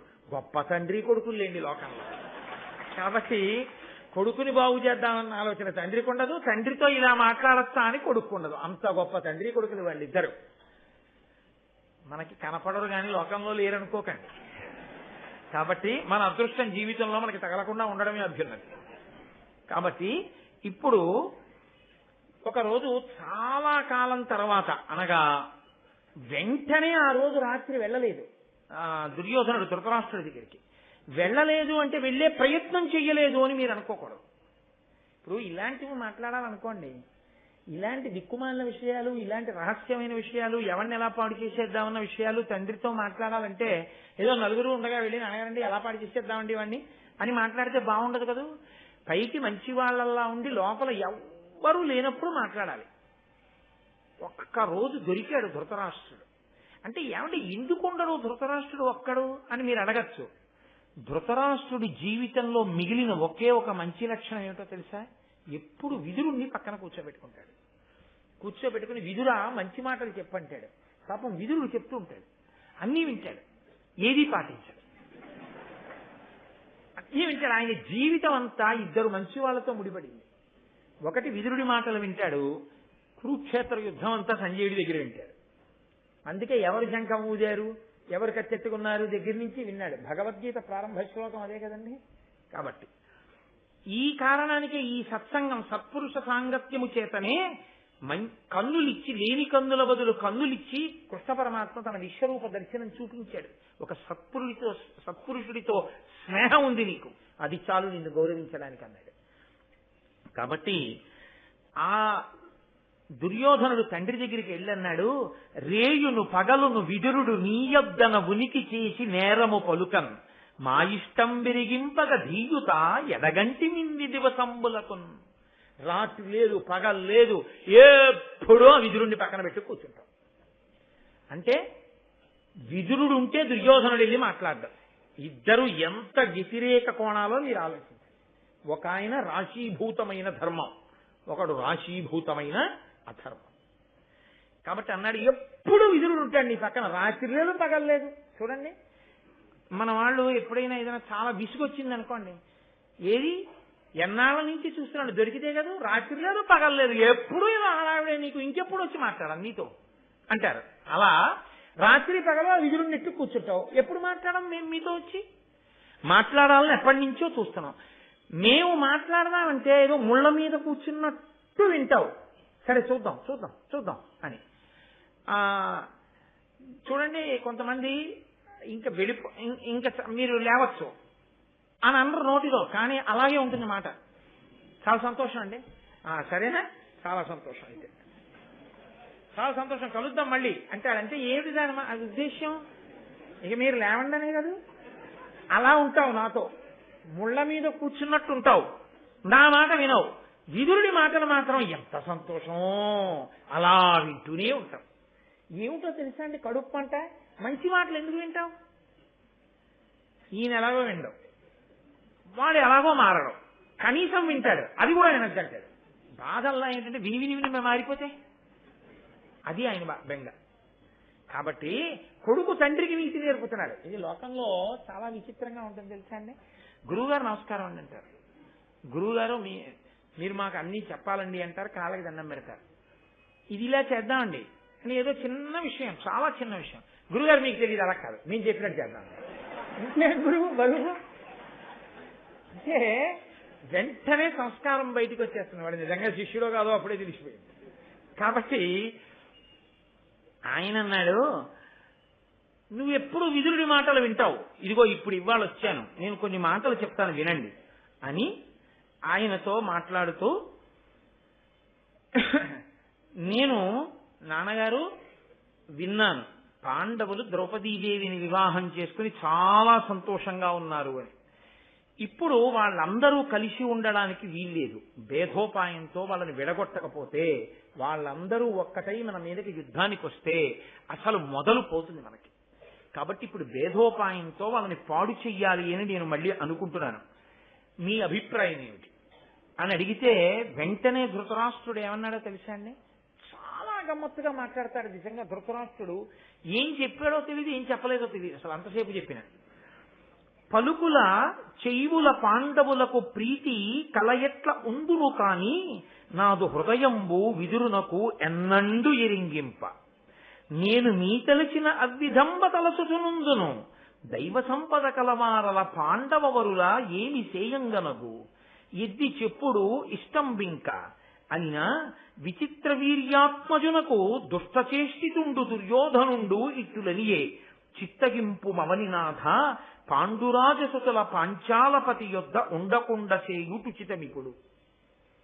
ఆయన అన్నాడు, నేను విదురుడి దగ్గర కూర్చుంటాను, విదురుడితో మాట్లాడుతుంటాను, విదురుడి మాటలు వింటుంటానన్నావు కదూ. విదురుడి మాటలు వింటానన్న మాట సత్యం, నా మనసులో మాట విదురుడితో చెప్తానన్నది అసత్యం. నేను ఎప్పుడూ చెప్పను. అసలు నా మనసులో ఏదుందో అది నేను ఎప్పుడూ విదురుడికి చెప్పను. ఎందుకో తెలుసా? చెప్తే ఇంకేమైనా ఉందా? ఆయన పరమధర్మాత్ముడు, అందుకని ఎప్పుడూ చెప్పను. అసలు నా గుండెల్లో ఉన్న అభిప్రాయం ఏమిటో తెలుసా? యాజ్ఞసేని కోడలైపోయింది, నా అదృష్టం పాండురాజు కొడుకులు ఇప్పుడు చాలా జగద్విఖ్యాతి వహించారు, వృద్ధిలోకి వస్తారు, ఇవన్నీ నా అభిప్రాయాలు అనుకుంటున్నావా? నీ అభిప్రాయం ఏదో అదే నా అభిప్రాయం, అంతే అంతే మాట్లాడతారు. కాబట్టి అంటే పాండవుల్ని పాడు చేసేయడమే నా లక్ష్యం కూడా. నీకే రాజ్యం రావాలి కాబట్టి వాళ్ళని చంపేయాలి. కానీ మనం శక్తి వంచన లేకుండా కృషి చేస్తున్నాం. ఎన్ని కుట్రలు పన్నుతున్నాం, ఎన్ని కుతంత్రాలు పన్నుతున్నాం, ఎన్ని చేసినా వాళ్ళకి దైవ సంపద కలవారల పాండవవరుల ఏమి సేయంగనగు. ఈ మాట జీర్ణమై ఉంటే ధాతువుల్లోకి ధృతరాష్ట్రుడి జీవితం మారేది. వినడం కోసం, చెప్పడం కోసం, చదవడం కోసం అయిన వాడి జీవితంలో మార్పు రాదు. వినడం మార్పు కోసం అయితేనే వినడం వల్ల ప్రయోజనం, చదవడం మార్పు కోసం అయితేనే చదవడం వల్ల ప్రయోజనం, చెప్పడం తాను కూడా మారడానికి మార్గం అయితేనే చెప్పడం వల్ల ప్రయోజనం తప్ప కేవలం చెప్పడానికి కీర్తి కోసం, చెప్పడం పూలదండలు ఎంచుకోవడానికి, చెప్పడం డబ్బులు సంపాదించుకోవడానికి అయితే దానివల్ల ధార్మికమైన అభివృద్ధి ఉండదు. చెప్పినవాడు, విన్నవాడు, చదివినవాడు అందరిలోనూ మార్పు కోసం ఎవడు చదువుతాడో, మార్పు కోసం ఎవడు చెప్తాడో, మార్పు కోసం ఎవడు విన్నాడో వాడు ధన్యాత్ముడు. కాబట్టి ఆయన అంటున్నాడు, పాండవులకు దైవానుగ్రహం ఉందిరా. పాండవులకు దైవానుగ్రహం ఎందుకుంది? ధర్మం వల్ల ఉంది. నువ్వెందుకు పట్టుకోలేవు ఆ ధర్మాన్ని? మరి అధర్మం పట్టుకుంటే నీకు ఎక్కడ ఉంటుంది దైవానుగ్రహం? నువ్వు దైవానుగ్రహం లేనప్పుడు నువ్వు ఎన్ని చేస్తే ఫలించవు. మరి నువ్వు ఎందుకు వదిలిపెట్టావు ఆ ధర్మాన్ని? ఇది మాట్లాడాడు ధృతరాష్ట్రుడు. అంటే ఎన్ని చెప్తున్నా, ఎన్ని తెలుసుకుని ఉన్నా తన అనుష్ఠానాన్ని, తన జీవితాన్ని, తన ప్రవర్తనని, తన నడవడిని, తన మనస్సుని, తన చిత్తాన్ని, తన హృదయాన్ని, తన ఆలోచనని మార్చుకోలేని బలహీనుడు. ఏ మార్పు రాలేదు. విన్నావా? విన్నాడు. ఎన్ని విన్నాడు? ఎన్నో విన్నాడు. చదివావా? చదివాడు. ఎన్ని చదివావు? ఎన్నో చదివాడు. తాను చదవడం మొదలెట్టక ముందు సంధ్యావందనం చేయలేదు, ఇన్ని చదివిన తర్వాత సంధ్యావందనం చేయలేదు. ఎందుకు? నువ్వు చదువుకున్నట్టే. ఇన్ని వినకముందు బొట్టెట్టుకోలేదు, ఇన్నాళ్లు విన్నాక బొట్టెట్టుకోలేదు. నువ్వు ఎందుకు విన్నట్టు? ఇదే ధృతరాష్ట్రుడికి అర్థమైనది ఎంత గొప్ప విషయమో. మార్పు రాకుండా వినడం, మార్పు రాకుండా చదవడం, మార్పు రాకుండా చెప్పడం, అంతే. ఆ మార్పు వస్తేనే దానివల్ల ఉపయోగం. ఆ మార్పు రానంత కాలం కేవలం భేషజం, అదో కాలక్షేపం అంతే. దానివల్ల ప్రయోజనం ఏమీ ఉండదు. తన అనుష్ఠానానికే పనికిరాంది ఇంకోటికి ఎలా పనికొస్తుందండి? ఆ ఇంజక్షన్ మంచిది, నువ్వు చేయించుకుంటే నీకు పనికొస్తుంది, రోగం తగ్గుతుంది. ఆ ఇంజక్షన్ మంచిది, ఆ ఇంజక్షన్ మంచిది, ఆ ఇంజక్షన్ మంచిది అని ఎదురుగుండా పెట్టుకుని మెడికల్ షాప్ లో దాని లిటరేచర్ అంతా నువ్వు ఎంతసేపు చదివితే నీకు పనికొస్తుంది, దాని గురించి ఎవడో ఎంతసేపు వింటే నీకు పనికొస్తుంది, ఇంకోటి చెప్తే నువ్వు ఆ ఇంజక్షన్ చేయించుకుంటే నీకు పనికొస్తుంది. ఆధ్యాత్మ విద్య కూడా అంతే, నువ్వు అనుష్ఠిస్తే పనికొస్తుంది. వినడానికి మాత్రమే పనికొచ్చేది కాదు ఆధ్యాత్మ విద్య, నీ మనసు మార్చుకుంటే పనికొచ్చేది. కాబట్టి ఇది పోని దుర్యోధనుడు విన్నాడుగా, ఆయనకి మార్పు రాదు. ఆయన అంటాడు, నాన్నగారండి అర్జునుడిని చంపేయడానికి ఏర్పాట్లు చేశారు, పెద్ద విషయం కాదు, కర్ణుడిని చంపేస్తాడు. ఎప్పుడూ ఇదే అతిశయం. ఏం విన్నాడు? ద్రౌపదీ స్వయంవరంలో బ్రాహ్మణ వేషంలో ఉన్నవాడు ధనస్సెక్కు పెట్టి మత్స్యయంత్రం కొట్టగానే ఇంతమంది కలిసి తిరగబడ్డారు. తిరగబడతారు ఇంతమందిని ఊహించకుండా ఉన్నవాడు తాను అర్జునుడు. ఆ అర్జునుడు ఉత్తర క్షణంలో ధనస్సు పట్టుకుని కర్ణుడితో సహా అంతమంది రాజుల్ని ఓడించి పంపించాడు. అప్పుడు గెలవలేకపోయాడుగా కర్ణుడు. ఏ వేషంలో ఉంటే అర్జునుడిని కొట్టాలంటే కొట్టగలగాలిగా బలం ఉంటే. మరి అప్పుడు కొట్టలేని వాడు తర్వాత అయినా అర్జునుడిని చంపుతాడని ఏమి నమ్మకం నీకు? దానికి అర్థం లేదు. హేతువుని విడిచిపెట్టి యథార్థాన్ని విడిచిపెట్టి జీవించడం, అవే గాలిలో మేడలు కట్టడం. కొంతమంది చూడండి, నువ్వేమవుతావు అని అడిగారు అనుకోండి, నేను ఐఏఎస్ అవుతానండి అంటాడు. నువ్వు రోజుకి ఎన్ని గంటలు చదువుతావు అని అడిగారు అనుకోండి, వచ్చే నెల నుంచి మొదలెడతానండి అంటాడు. అదే అలాగే ఉంటుంది అంతే. ఐఏఎస్ అవుదాం అనుకున్న వాళ్ళు ఐఏఎస్ అయిపోరు. ఐఏఎస్ అవడానికి చదువుకున్న వాళ్ళు ఐఏఎస్ అవుతారు. నీవు ధార్మికుడు కావాలి అనుకున్నవాడు ధార్మికుడు కాడు, ధర్మాన్ని అనుష్ఠించిన వాడు ధార్మికుడు అవుతాడు. అబ్దుల్ కలాం గారికి కీర్తి ఒక్క రాత్రి చదువుకుంటే రాలేదు, జీవితాంతం ఇప్పటికీ చదువుతూ ఇప్పటికీ చెప్పుకోవడం వల్ల అంతటి మహానుభావుడై అంత గొప్ప ఖ్యాతిని ఆయన తెచ్చుకోగలిగారు. పదవిలో ఉన్నా లేకపోయినా ఆయన గౌరవమే. అటువంటి స్థాయిని పొందాలి అంటే అది సామాన్యమైన విషయం కాదు. సర్వేపల్లి రాధాకృష్ణన్ గారు అంత వయస్సు వచ్చిన తరువాత కూడా పుస్తక భాండాగారంలోకి వెళ్ళి అలా పుస్తకాలు తీసి అలా చదువుకుంటూనే ఉండేవారు. అంత ప్రశాంతంగా అటువంటి జీవితాలు వాళ్ళు గడిపారు. అంత అందమైనటువంటి జీవితాల్లో అలా అనుష్ఠించగలిగారు. కారణం ఏమిటి అంటే పండిత సర్వేపల్లి రాధాకృష్ణన్ అన్న మాట ఎప్పుడో ఒక్కసారి చేసినటువంటి శ్రమ వలన వచ్చినది కాదు. ఎప్పుడో చేసినటువంటి ఒక్క చిన్న సాధితము అనబడేటటువంటి ఫిక్స్డ్ డిపాజిట్ మీద వచ్చే కీర్తి వడ్డీ కాదది. ఓ ఫిక్స్డ్ డిపాజిట్ చేస్తే వడ్డీ వచ్చేసినట్టు ఎప్పుడో ఎక్కడో ఒక్క పని చేసి దాని మీద వచ్చే కీర్తి వడ్డీతో బతుకుతున్న వాళ్ళు కారు. అది నిరంతర శ్రమ, ఊపిరి ఉన్నంత కాలం అంతే అకుంఠిత దీక్షతో వాళ్ళు అలా నిలబడగలరు. అలా నిలబడగలిగినటువంటి స్థైర్యం ఎవడు పెంచుకున్నాడో వాడు ఏదైనా కాగలడు. వాడికి అడ్డు లేదు. వాడు ఏదనుకున్నాడో అది వాడు కాగలడు. ఎందుకనంటే వాడు అలా శ్రమించగలడు. అసలు ఆ శ్రమించడం అన్నది నీకు చేత కాదు. నువ్వు తెల్లవారుజామున 4 గంటలకు లేవలేవు. నీ జీవితంలో నువ్వు ఎప్పుడు అసలు ప్రాయశ్చిత్తం లేకుండా ఒక్కసారి సంధ్యావందనం చేస్తావు. నీ జీవితంలో ఒక్కసారి సన్నీటి స్నానం ఈశ్వరుణ్ణి స్మరించి తల మీద నువ్వు నీళ్లు పోసుకుని నువ్వు స్నానం చేయలేవు. ఎందుకంటే నేను సన్నీళ్ళు స్నానం చేయలేను. అసలు ఏ పని చేద్దామన్నా సంకల్పాలు చాలా గొప్పగా ఉంటాయి. ఇంటి నిండా పుస్తకాలు ఉంటాయి, చదివిన పుస్తకాలు 4 ఉండవు. ఎందుకుండవు? ఎందుకు చదవు నువ్వు? ఏమిటి కష్టం? ఎందుకు చెయ్యవు సంధ్యావందనం? ఎందుకు చెయ్యవు 1 గంట సేపు పూజ? ఎందుకు దేవాలయానికి వెళ్ళి ప్రదక్షిణం చేయలేవు? ఎందుకు ఎక్కువ మాట్లాడకుండా ఉండలేవు? ఎందుకు నీ మాట మాట్లాడితే గాంభీర్యంతో ఉండేటట్టు ఉండలేవు? ఎందుకు నువ్వు నమ్మింది ధైర్యంగా సభలో చెప్పలేవు? అలాంటి గుణములను పొందాలంటే అది తేలికైన విషయం కాదు. ఏవి ఒక్క రాత్రిలో సంభవాలు కావు. ఏ మహాపురుషుడి జీవితము కూడా ఒక్క రాత్రిలో మహాపురుషుడైపోయిన వాడు కాడు. మీరు ఒక్కటే గుర్తుపెట్టుకోవాలి. యావత్ భారతదేశం కాలినడకతో తిరిగినటువంటి చంద్రశేఖరేంద్ర సరస్వతి స్వామివారు నడిచే దేవుడైన మహాపురుషుడు రామేశ్వరం వెళ్ళవలసి వస్తే సముద్రం నుంచి వెళ్ళవలసి వచ్చింది. అప్పుడు బ్రిటిష్ గవర్నమెంట్. ఆయన నడిచి తప్ప వెళ్ళరు. ఆయన రైలు ఎక్కరు, ఇంకొక వాహనం ఎక్కరు. సముద్రం నుంచి రామేశ్వరం వెళ్ళాలి. ఒక్కటే మార్గం ఉంది, ఆ రైలు పట్టాల నుంచి వెళ్ళాలి. ఆ రోజుల్లో లోకోమోటివ్ ఇంజిన్స్ అవి వెళ్ళినప్పుడు ఈ బొగ్గు నూనె అన్నీ కూడాను ఆ దుంగల మీద పడేవి. ఒక్క కాలిలా జారితే సముద్రంలోనే పడిపోవడం. పోనీ ఎవ్వరూ పట్టుకోవడానికి వీల్లేదు. మహాతపశ్చక్రవర్తి, శరీరము మంత్రపూతం చేసుకున్న మహానుభావుడైన వేరొకరు పట్టుకోరు. పోనీ ఏ హ్యాండ్ స్టిక్ లాంటిదో పట్టుకోవడమో లేకపోతే ఏదో జాగ్రత్తగా ఊంచుకుంటూ వెళ్ళడమో చేస్తారా? సంప్రదాయాన్ని ఒక్క క్షణం పక్కన పెట్టరు. అప్పుడు కూడా ఏకవస్త్రంతో సత్యదండాన్ని పట్టుకునే నడుస్తారంతే. కింద నుంచి సముద్రపు హోరు కెరటాలు అంతెత్తున లేచి ఆ తరంగముల బిందువులు ఆ నీటి తుంపర్లో కొడుతూ ఉంటే ఈ చివరి నుంచి ఆ చివరి వరకు రైల్వే బ్రిడ్జి మీద నడిచెళ్ళాలి, స్లీపర్స్ మీద కాళ్ళు వేస్తూ.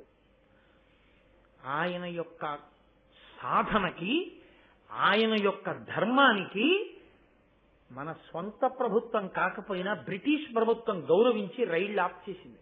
పరమాచార్య దాటే వరకు రైళ్లు రావాలి. ఆయన ధర్మమునకు కట్టుబడి, నేను సన్యసించాను కాబట్టి, సన్యాసి వాహనం ఎక్కకూడదు కాబట్టి నేను ఎక్కనన్నారు. ఎక్కనని అంత హోర్లో ఎటువంటి గాలండి ఆ రామేశ్వరం బ్రిడ్జ్ మీద పెడుతున్నప్పుడు. ఆయన ఎంత ఉంటారు, సన్నగా ఉంటారు పరమాచార్యులు వారు. గాలి విసిరితే తొట్టుపడి కింద పడిపోతారు కూడా. అలాగే సత్యదండం పట్టుకుని అడుగు తీసి అడుగు వేస్తూ రామేశ్వరం వెళ్లి దర్శనం చేసుకుని మళ్ళీ అలాగే బ్రిడ్జి మీద నడిచి భారతదేశంలో ఇతర పట్టణంలోకి ప్రవేశించారు. ఆయన ఎక్కడది ఆత్మబలం? 96 సంవత్సరముల వయస్సులో తోపుడు రిక్షా పట్టుకుని నడిచి వెళ్లి ఇళ్లల్లోకి వచ్చి పడుకోను అని చెప్పి ఒక దేవాలయం ముందు ఉన్నటువంటి 4 నాపరాల మీద పడుకుని నిద్రపోయారు తప్ప ఆయన 96 ఏళ్ల వయస్సు వచ్చింది, నేనేం పడుకోగలను, ఫోన్లేదు అని చెప్పేసి పిలిచారు కదా అని వీరొకరి ఇంటికి వెళ్లి ఇంట్లో ఆయన పడుకోలేదు. అందుకే ఆయన శరీరంతో ఉన్నంత కాలము పరమేశ్వరుణ్ణి దర్శనం చేస్తే ఎలా చేశారో అలాగే పైన చొక్కా బనీను లేకుండా ఉత్తరీయం నడువు కట్టుకుని వెళ్లి దర్శనం చేశారు. ఆయన క్రమశిక్షణకి పరాకాష్ఠ ఏమిటో తెలుసా అండి? ఆయన శరీరాన్ని విడిచిపెట్టిన తరువాత ఆయన దివ్య దేహాన్ని పడుకోబెడితే చూడ్డానికి వెళ్ళినప్పుడు కూడా చొక్కాలు బనీలు విప్పి చూశారు. అది ఒక మహాత్ముడు కావాలంటే, తరతరాల చేత స్మరింపబడాలంటే, అంత కీర్తివంతుడు కావాలంటే, అంత ధర్మాత్ముడు కావాలంటే, అంతమంది చేత పూజింపబడాలంటే నువ్వు 1 గంట 2 గంటలో నాటకం కడితే వచ్చేవి కావు. అవి అశిధారావ్రతంగా ఒకరు చూశారని కాదు, ఒకళ్ళు చూడలేదని కాదు, నీ అంతరాత్మకి సాక్షిగా శాస్త్రానికి జవాబుదారీగా నువ్వు అలా బతకగలవా? నీకు ఆ క్రమశిక్షణ ఉందా? ఉంటే నువ్వు మహాత్ముడు అవుతావు.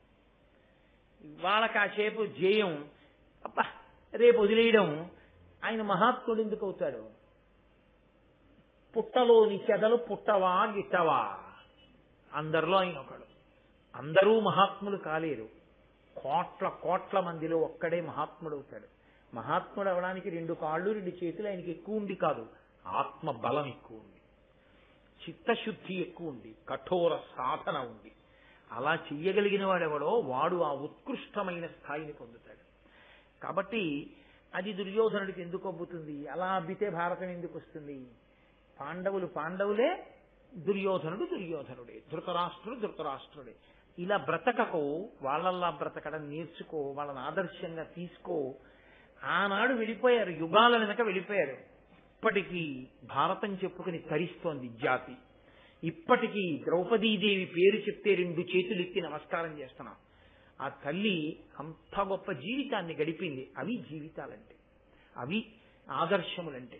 కాబట్టి ఆయన అన్నాడు, గాట్పు చూలి పిరుదు గావంగ అర్జును ఓర్వ అమరులైన ఓపరాజి అతడు నిహతుడగుడు అశ్రమంబున పార్థునొక్కరుండ కర్ణుడొర్వనోపు.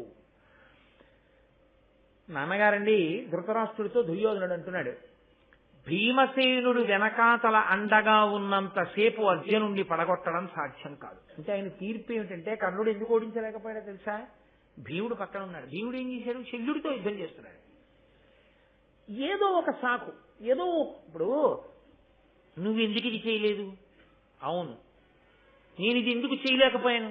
నా తప్పే, నేను నిన్నను అలా చేసి ఉండకపోవడం నా బలహీనత అన్నవాడు వృద్ధిలోకి వచ్చేవాడు.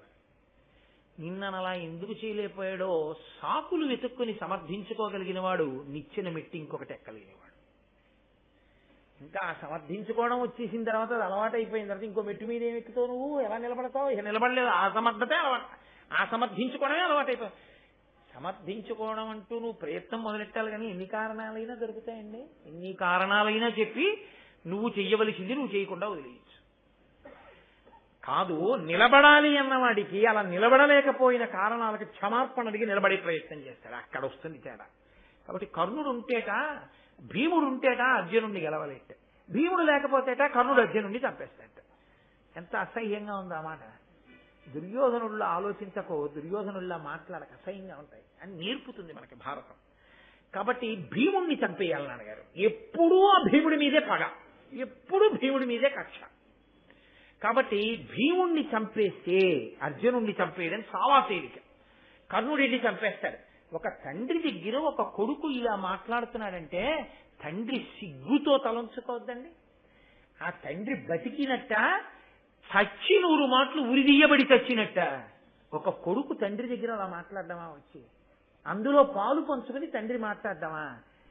కళ్ళు ఎప్పుడో తీసేశాడు ఈశ్వరుడు, ఉండుంటే ఎంత ప్రమాదం వచ్చునో. ఓరి నాయనో, ఇలాంటి వాడురా అనేలా ఉంది పరమేశ్వరుడు, కళ్ళు లేకుండా చేశాడు. కాబట్టి నాన్నగారు, నేను కొన్ని ఆలోచనలు చెప్తాను, ఇందులో మీరు ఆలోచించండి. వాళ్ళు ఒక కూటమి కాకూడదు. ద్రుపదుడు, పాండవులు, ఈ యదు, వృష్ణి, భోజ, చేది వంశాల వాళ్ళందరూ కూడా, రాజులందరూ కలవకుండా చెయ్యాలి. 2, ద్రుపదుడికి పాండవులకి భేదం కల్పించాలి. మామగారికి అల్లుళ్ళకి గొడవ తీసుకురావాలి. లేదా చాలా గొప్ప అందగత్తెలు పాండవుల దృష్టిలో పడేటట్టు చేసి వాళ్ళు ద్రౌపదిని విస్మరించేటట్టు చెయ్యాలి. దానివల్ల ద్రౌపదికి కడుపు రగిలిపోవాలి. ఆవిడ ఏం చేసిందండి? వీడి ధనస్సు ఎక్కువ పెట్టలేకపోతే ఆవిడ అర్జునుడి మెడలో మాలేసింది. అదే వాడి అసూయ. కాబట్టి ద్రౌపదితో ఆనుకూల్యమైన దాంపత్యం వాళ్ళకి లేకుండా చేసి ఆ దంపతుల్ని విడతీసేయాలి. లేకపోతే ఎంత వాళ్ళ అన్నదమ్ములుగా ఉన్నా కుంతి సంతానం 3, మాద్రి సంతానం 2. మీరు 2 తల్లుల బిడ్డలరా, మీరు అమాయకులు, మీరు కలిసి ఉండలేరని ఏదో మిష పెట్టి 5గురిని 3-2 కింద విడదీయాలి. అది కూడా సాధ్యం కాకపోతే భీముణ్ణి చంపేయాలి. ఇందులో ఏం చేద్దామని అడిగాడు. అందులో ఎవరి సమక్షంలోనో తెలుసా అండి? అగ్నికి వాయువు తోడని తండ్రి దగ్గర ఇలాంటివి మాట్లాడడానికి వెళ్ళేటప్పుడు పక్కన కర్ణుడు. అంటే ఈశ్వరుడు కర్ణుడి బలాన్ని ఎందుకు ఒక్కొక్కటి తీసిచ్చాడో చూడండి. ఇంత గొప్పవాడైనా కర్ణుడు చేరకూడని చోటికి చేరాడు, ఈశ్వరుడు తీసేశాడు. చేరవలసిన చోటికి చేరితే పెంచుతాడు. మీరు చూడండి, లోకంలో ఒక పువ్వులో ఉందనుకోండి ఒక చీమ, ఆ పువ్వు పరమేశ్వరుడి పాదాల మీద పడితే చీమ కూడా పరమేశ్వరుడి పాదాల మీద పడిపోతుంది. ఎంత గొప్ప ఇనప ముక్కైనా నీటితో స్పర్శ పొందిందనుకోండి తుప్పట్టి విరిగిపోతుంది, సంగదోషం పాడు చేసేస్తుంది. ఇంత ఇనుము తుప్పట్టి విరిగిపోయింది నీటికి. పనికి మాలిన చీమ పరమేశ్వరుడి పాదాల మీదకి వెళ్ళిపోయింది పువ్వులోకి వెళ్ళిన కారణం చేత. మీరేది పట్టుకున్నారు అన్నదాన్ని బట్టి కూడా మీకు అభ్యున్నతి ఉంటుంది. కాబట్టి పక్కన కర్ణుడిని పెట్టుకున్నాడు. ఆ కర్ణుడికి ఎప్పుడూ కావలసింది ఏమిటంటే తాను అర్జునుడిని చంపేయగలను. నా అంత మనగాడు లేడు, ఆయనది అదో అతిశయం. ఆయనకి ఎప్పుడూ కీర్తి కండూతి. అర్జునుడిని చంపేయడం వల్ల పాండవుల్ని, మిగిలిన వాళ్ళని చంపేసి కర్ణుడి స్నేహితుడు అవడం వల్ల దుర్యోధనుడు అటువంటి సామ్రాజ్యాన్ని పొందాడు అని అఖండ కీర్తిని సంపాదించాలని కోరిక. తాను మొనగాడా, తాను చంపగలడా? ఈశ్వరుడు ఈ వెర్రితనం పెట్టుకున్నాడు కాబట్టి ఒక్కొక్కటి తీసిచ్చాడు. ధర్మాత్ముల మీదకి ఎదురు వెళ్ళి నీకు ఎన్ని విభూతులున్నాయని పాడు చెయ్యాలని ప్రయత్నించావో ధర్మాత్ముడిని రక్షించడానికి ఈశ్వరుడు నీకున్నవన్నీ ఒక్కొక్కటి తీసేస్తాడు. ఇది సత్యం, భారతం నిరూపించింది. కాబట్టే కర్ణుడు పోయాడు. కాబట్టి ఇప్పుడు ఆ కర్ణుడు అన్నాడు, కాదు ఇవేవీ కుదరవు, ఇవేవీ చేయలేము మనం. ఎందుకో తెలుసా? ద్రౌపదీదేవి మహాపతివ్రత. ఆమె 5గురు భర్తల్ని అలా అనుగమిస్తుంది. కాబట్టి ద్రౌపదీదేవికి భర్తలకి విభేదం ఎందుకు వస్తుంది? పాండవులకి అందగత్తెల్ని ఎలా చూపుదాం అంటున్నావు? ద్రౌపదీదేవి కన్నా అందగత్తెలు ఎక్కడున్నారు? అందగత్తెలు కనపడితే వెంటనే వెంటపడేంత లీకి మనస్తత్వం ఉన్నవాళ్ళు పాండవులు కాదు. 3, కుంతి మాద్రి పిల్లలని విడగొడదాం అనుకుంటున్నావు. అవి ఒక చేతి 5 వేళ్లు, వాళ్ళు అలా విడిపోయే వాళ్ళు అయితే ఎప్పుడో విడిపోవాలి, వాళ్ళని విడదీయడం సాధ్యం కాదు. రాజులందరూ ఒక కూటమి కాకూడదంటున్నావు, వాళ్ళ దగ్గర లక్షణం ఉంది. బంధువుల పట్ల ప్రేమ ద్రుపదుడికి ఉంది, పెద్దల పట్ల వినయం పాండవులకు ఉంది. కాబట్టి కలిసి ఉండకుండా నువ్వు చేయలేవు అన్నాడు. ఎంత పెద్ద మాట అండి! వాడు చేతకాని వాడైతే అయ్యాడు కానండి, శత్రుత్వంతో గొప్ప మాట చెప్పాడు. బంధుప్రీతి ద్రుపదుడిది. కాబట్టి ఆయన ఎక్కడెక్కడ ఉన్న వాళ్ళని రామయ్య రండి, బావగారు రండి అంటాడు, అన్నయ్యగారు రండి అంటాడు. ప్రతి వాడిని పిలిచి బంధువులందరినీ కూర్చోబెట్టుకుని సంతోషిస్తుంటాడు. ఇంకా అల్లుళ్ళంటే ఉండదు. ఒక్కగానొక్క కూతురు, 5 అల్లుళ్ళు. అయ్యో అల్లుళ్ళు వచ్చి మన ఇంట్లో ఉండిపోయారని ఆయనకేం బెంగలేదు. అదృష్టం రా, చక్కగా అల్లుళ్లతో కలిసి ఉంటున్నాను హాయిగాను. మళ్ళీ వాడు వెళ్ళిపోయారంటే ఇది కుదురుతుంది ఏంటి? కాబట్టి అల్లుళ్లతో సంతోషంగా గడుపుతున్నాను, ఆయన సంతోషంగా గడుపుతున్నాడు. అల్లుళ్ళు బరువు అని చెప్పి బంధువుల మీద విముఖత ఉన్నవాడైతే ద్రుపదుడిని విడదీయచ్చు. ఆయనకి బంధుప్రీతి.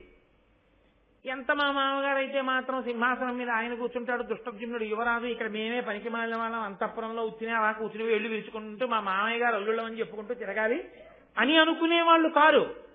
మా మామగారికి అల్లుళ్ళమని చెప్పుకోవడం కూడా గొప్ప విషయమే. ద్రుపదుడికి అల్లుళ్ళని చెప్పుకోవడం తప్ప అని సంతోషంగా, అవును నేను ద్రుపదుడి అల్లుళ్ళం అని చెప్పుకోగలిగిన వినయం ఉన్నవాళ్ళు పాండవులు. ఎలా విడదీస్తావు? కుదురుతుందా? ఇవేవి పనికిరావు.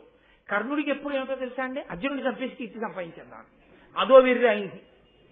కాబట్టి ఆయన అన్నాడు, ఘనమగు విక్రమంబునన కాదు జగత్రితయంబు పాకశాసనుడు జయించే భూతలము సర్వము మున్ భరతుండు విక్రమంబునన జయించే విక్రమము భూరి యశ ప్రియులైన రాజనందనులకు సర్వ సాధనము ధర్మము శత్రు నిబర్హణంబులన్. పూర్వం దేవేంద్రుడు పరాక్రమంతో లోకాలన్నిటినీ గెలిచాడు. భరతవంశంలో పుట్టిన రాజులందరూ పరాక్రమంతో రాజ్యాల్ని స్వాధీనం చేసుకున్నారు. నా పరాక్రమంతో అర్జునుడిని నిర్జిస్తాను, చంపేస్తాను, పాండవుల్ని మిగిలిన వాళ్ళని చంపేద్దాం. అర్జునుడు చచ్చిపోతే పెద్ద విషయం ఏంది?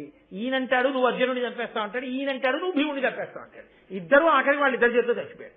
అది విచిత్రం. నువ్వు భీముడిని చంపేస్తావు, ఇంకా ధర్మరాజుని ఏముంది, పురుకోస పెట్టి కట్టేయచ్చు. నకుల సహదేవులు పారిపోతారు పిల్లలు, వాళ్ళకి యుద్ధం ఏమిటి అసలు, వాళ్ళకంత తేలిక. కాబట్టి యుద్ధానికి వెళ్ళిపోదాం, గొడవ వదిలిపోదు అంటే ధృతరాష్ట్రుడు అన్నాడు, నేను మీతో మనవి చేశాను కదా, కడుపులో మాటాయి బయటపడ్డాడు ధృతరాష్ట్రుడు.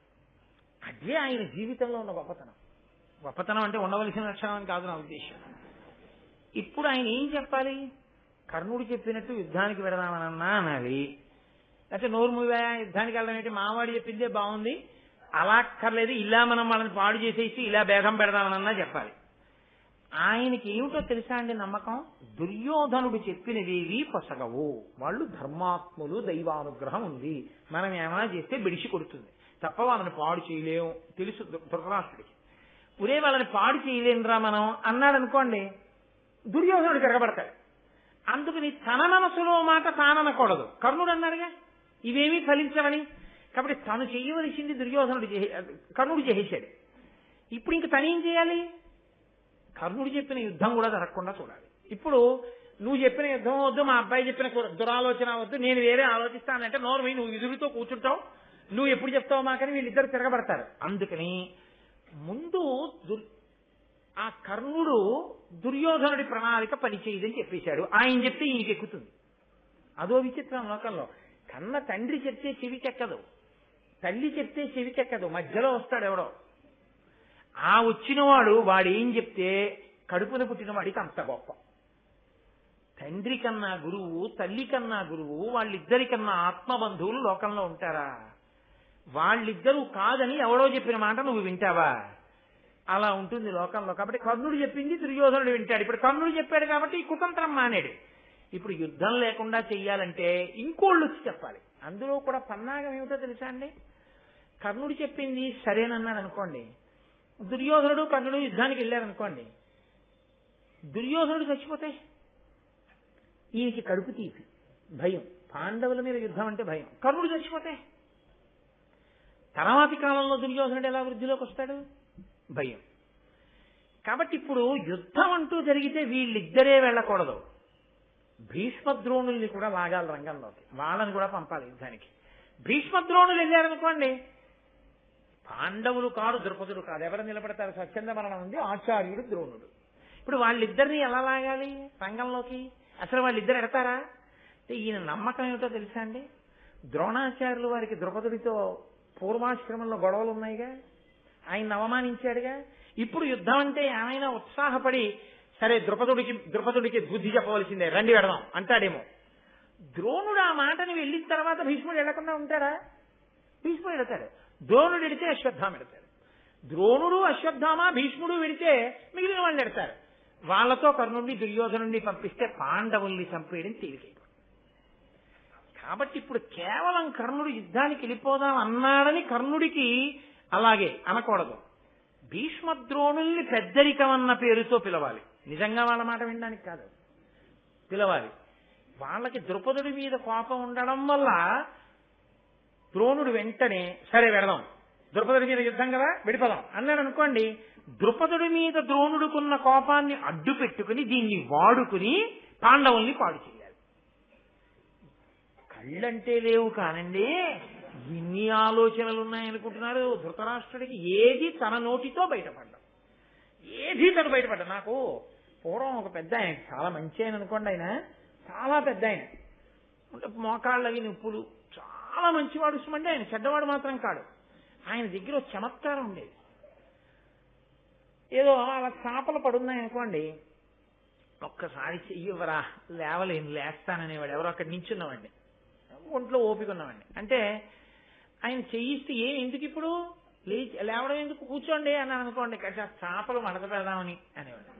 దానికి మీరెందుకంటే కూర్చోండి నేను మడత పెట్టేస్తాను, వాడు మడత పెట్టేవాడు.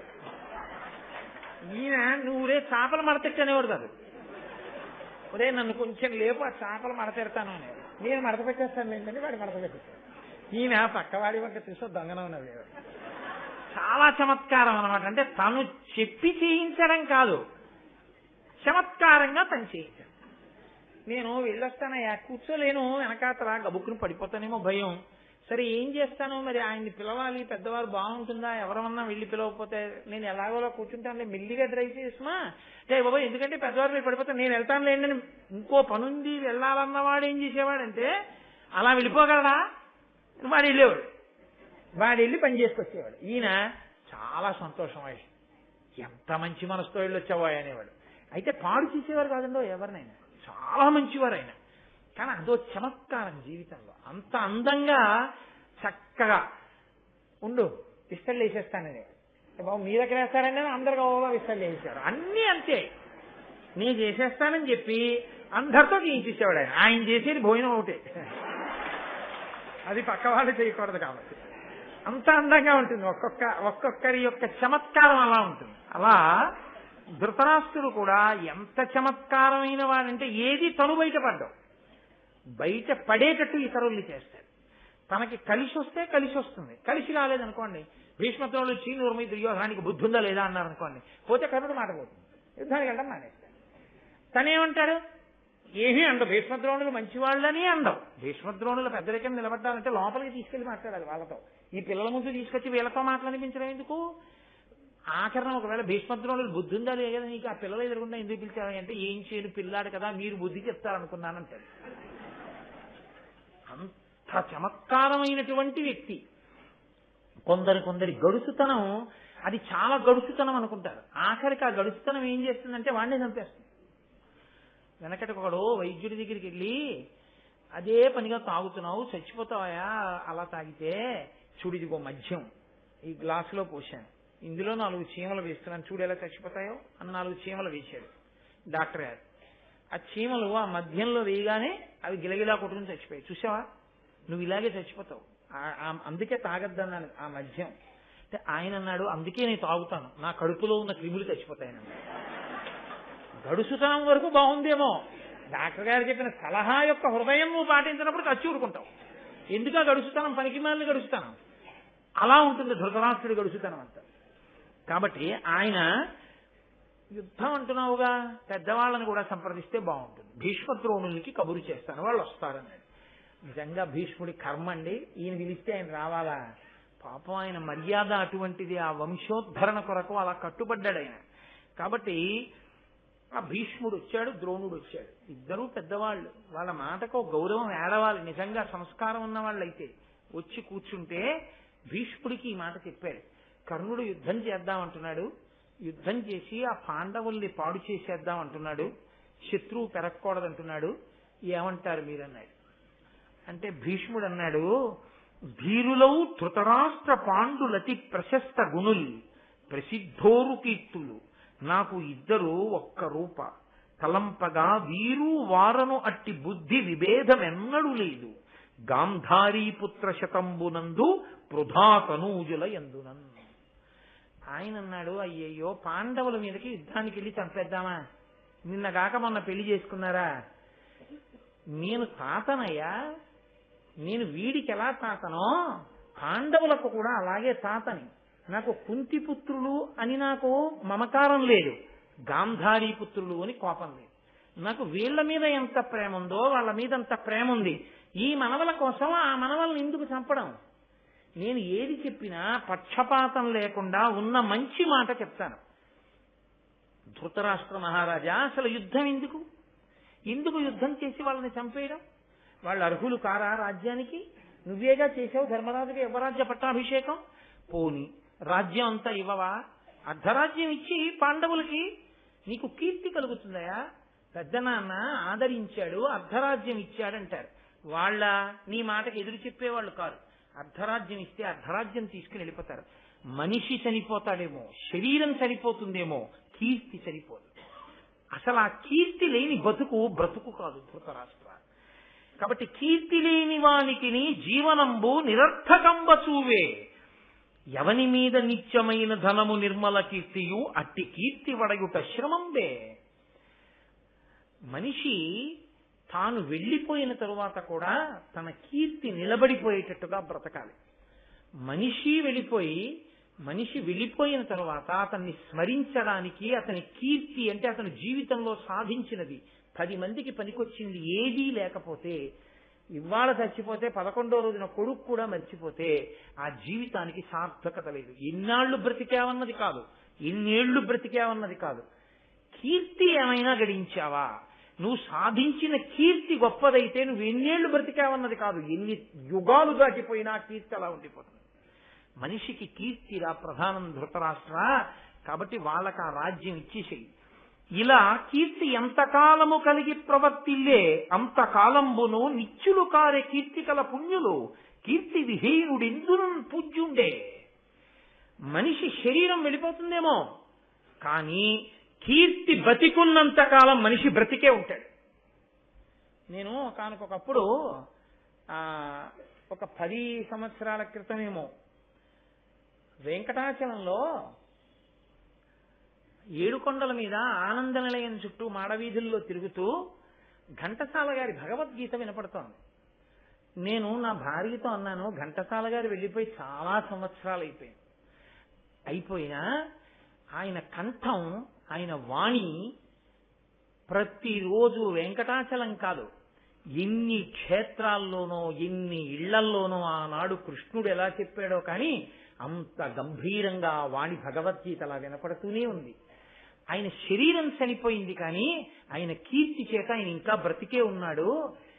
అలా నా జీవితం మొత్తం మీద ఎప్పుడైనా నేను భగవంతుడి గురించి చెప్పుకున్న మాటలు ఒక్క దేవాలయంలో వినపడితే నా జన్మ సార్థకం కదా అన్నా. నేను అత్యంత వినయంతో చెప్పుకుంటాను, గర్వంతో కాదు ఈ మాట చెప్పేది. ఒకానొకప్పుడు నేను కారులో కోనసీమ వెడుతున్నాను ఉపన్యాసం చెప్పడానికి.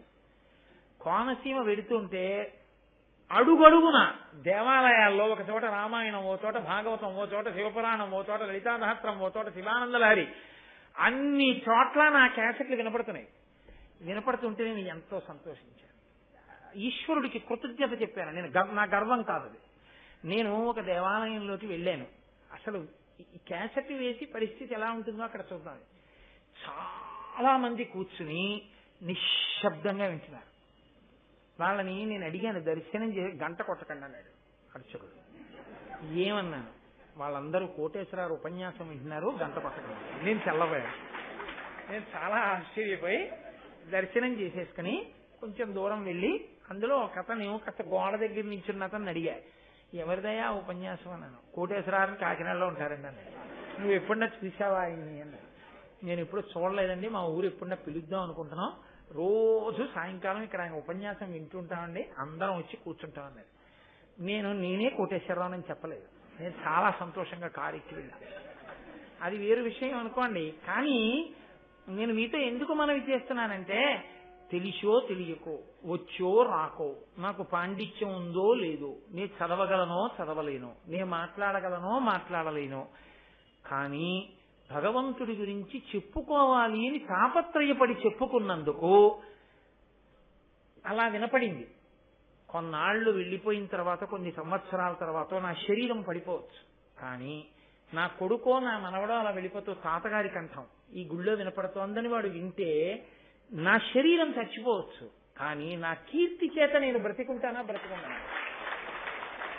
భీష్ముడు ఆ రోజు చెప్పిన మాట, కీర్తి చేత బ్రతికే ఉంటావు, కీర్తి లేని నాడు నీ శరీరంతో నువ్వు చచ్చిపోతావు, ఇక నీ పేరు ఎవ్వరూ స్మరించు. ధృతరాష్ట్ర, అపకీర్తి చేత చచ్చిపోకు, నువ్వు బతుకుతానని అనుకోకు. కోడలు వచ్చింది, ఘటోత్కచుడు పుట్టేశాడు, తాతవు కూడా అయిపోయావు, ఎంతకాలం ఉంటావు? కీర్తి చేత బ్రతికే ఉండు. బ్రతికే ఉండాలంటే పాండవులకు అర్ధరాజ్యం, వాళ్ళు నీ కొడుకులు కారా, నీ తమ్ముడి బిడ్డలు నీ బిడ్డలు కారా, ఎందుకు యుద్ధం ఏమిటి? కాబట్టి వాళ్ళకి రాజ్యం అంటే వెంటనే ద్రోణాచార్యుల వారు అన్నారు, విలసద్ధర్మ విశుద్ధ వృత్తులు, వయోవృద్ధులు, కుశాగ్రీయ బుద్ధులు, మధ్యస్థులు, కార్య నిర్ణయ సమర్థుల్, మానమాత్సర్య దూరులు, నాజాలిన వారి పల్కులకు వైరజ్యంబుగా వించునజ్ఞులు, భూనాథున కాప్తులు సఖులునై శోషింతురత్యంతమున్. పెద్దలైనటువంటి వారు ఎవరున్నారో అటువంటి పెద్దలైనటువంటి వారు చెప్పినటువంటి మాట విననటువంటి వాళ్ళు, పెద్దలు చెప్పినటువంటి మాట తలకెక్కించుకోకుండా వారి మాటలు పెడచెవిని పెట్టి ఈసడించి ప్రవర్తించేటటువంటి వాళ్ళు రాజు పక్కకి చేరితే వారి వలన రాజుకి అభ్యుదయం కలగదు, పాడైపోతాడు. కాబట్టి పెద్దరికం తన వలన ఉండదు, పెద్దరికం అవతలవాడు గౌరవించడం మీద ఉంటుంది. యువతలవాడు చాలా పెద్ద మనిషే, అవతలవాడికి ఆ పెద్దరికాన్ని గుర్తించడం చేత కాదు. ఎంతటి వాడిని ఉదయనగలిగిన సమర్థత వాడికి ఉంది అంతే. ఇప్పుడు ఈయన పెద్దరికానికి లోటు వచ్చిందా అంటే లోటు లేదు, కానీ ఆయన దృష్టిలో ఈయన పెద్ద మనిషా కాడు, ఆయన దృష్టిలో ఈయన పెద్ద మనిషి కాడేమో. అలాంటి వాణ్ణి రాజు దగ్గర పెట్టుకుని వాడి మాటలు వింటే రాజు కూడా పాడవుతాడు. ధృతరాష్ట్ర, దుర్యోధన కర్ణుని ఉద్దేశించి చెప్పాడు ఈ మాట పేరెత్తకుండా. చెప్పి తనరుచు దైవయుక్తిమయి ధర్మము సత్యము తప్పకున్నయ యనఘులపై పైతృకంబైన అంశము మిన్నక వజ్రపాణికైనను కొన పొలునయ్యా కురునందన పాండుతనూజులున్న వారని విని వారి కిందకు ప్రియం వనరింపక ఇంకి ధరువువే.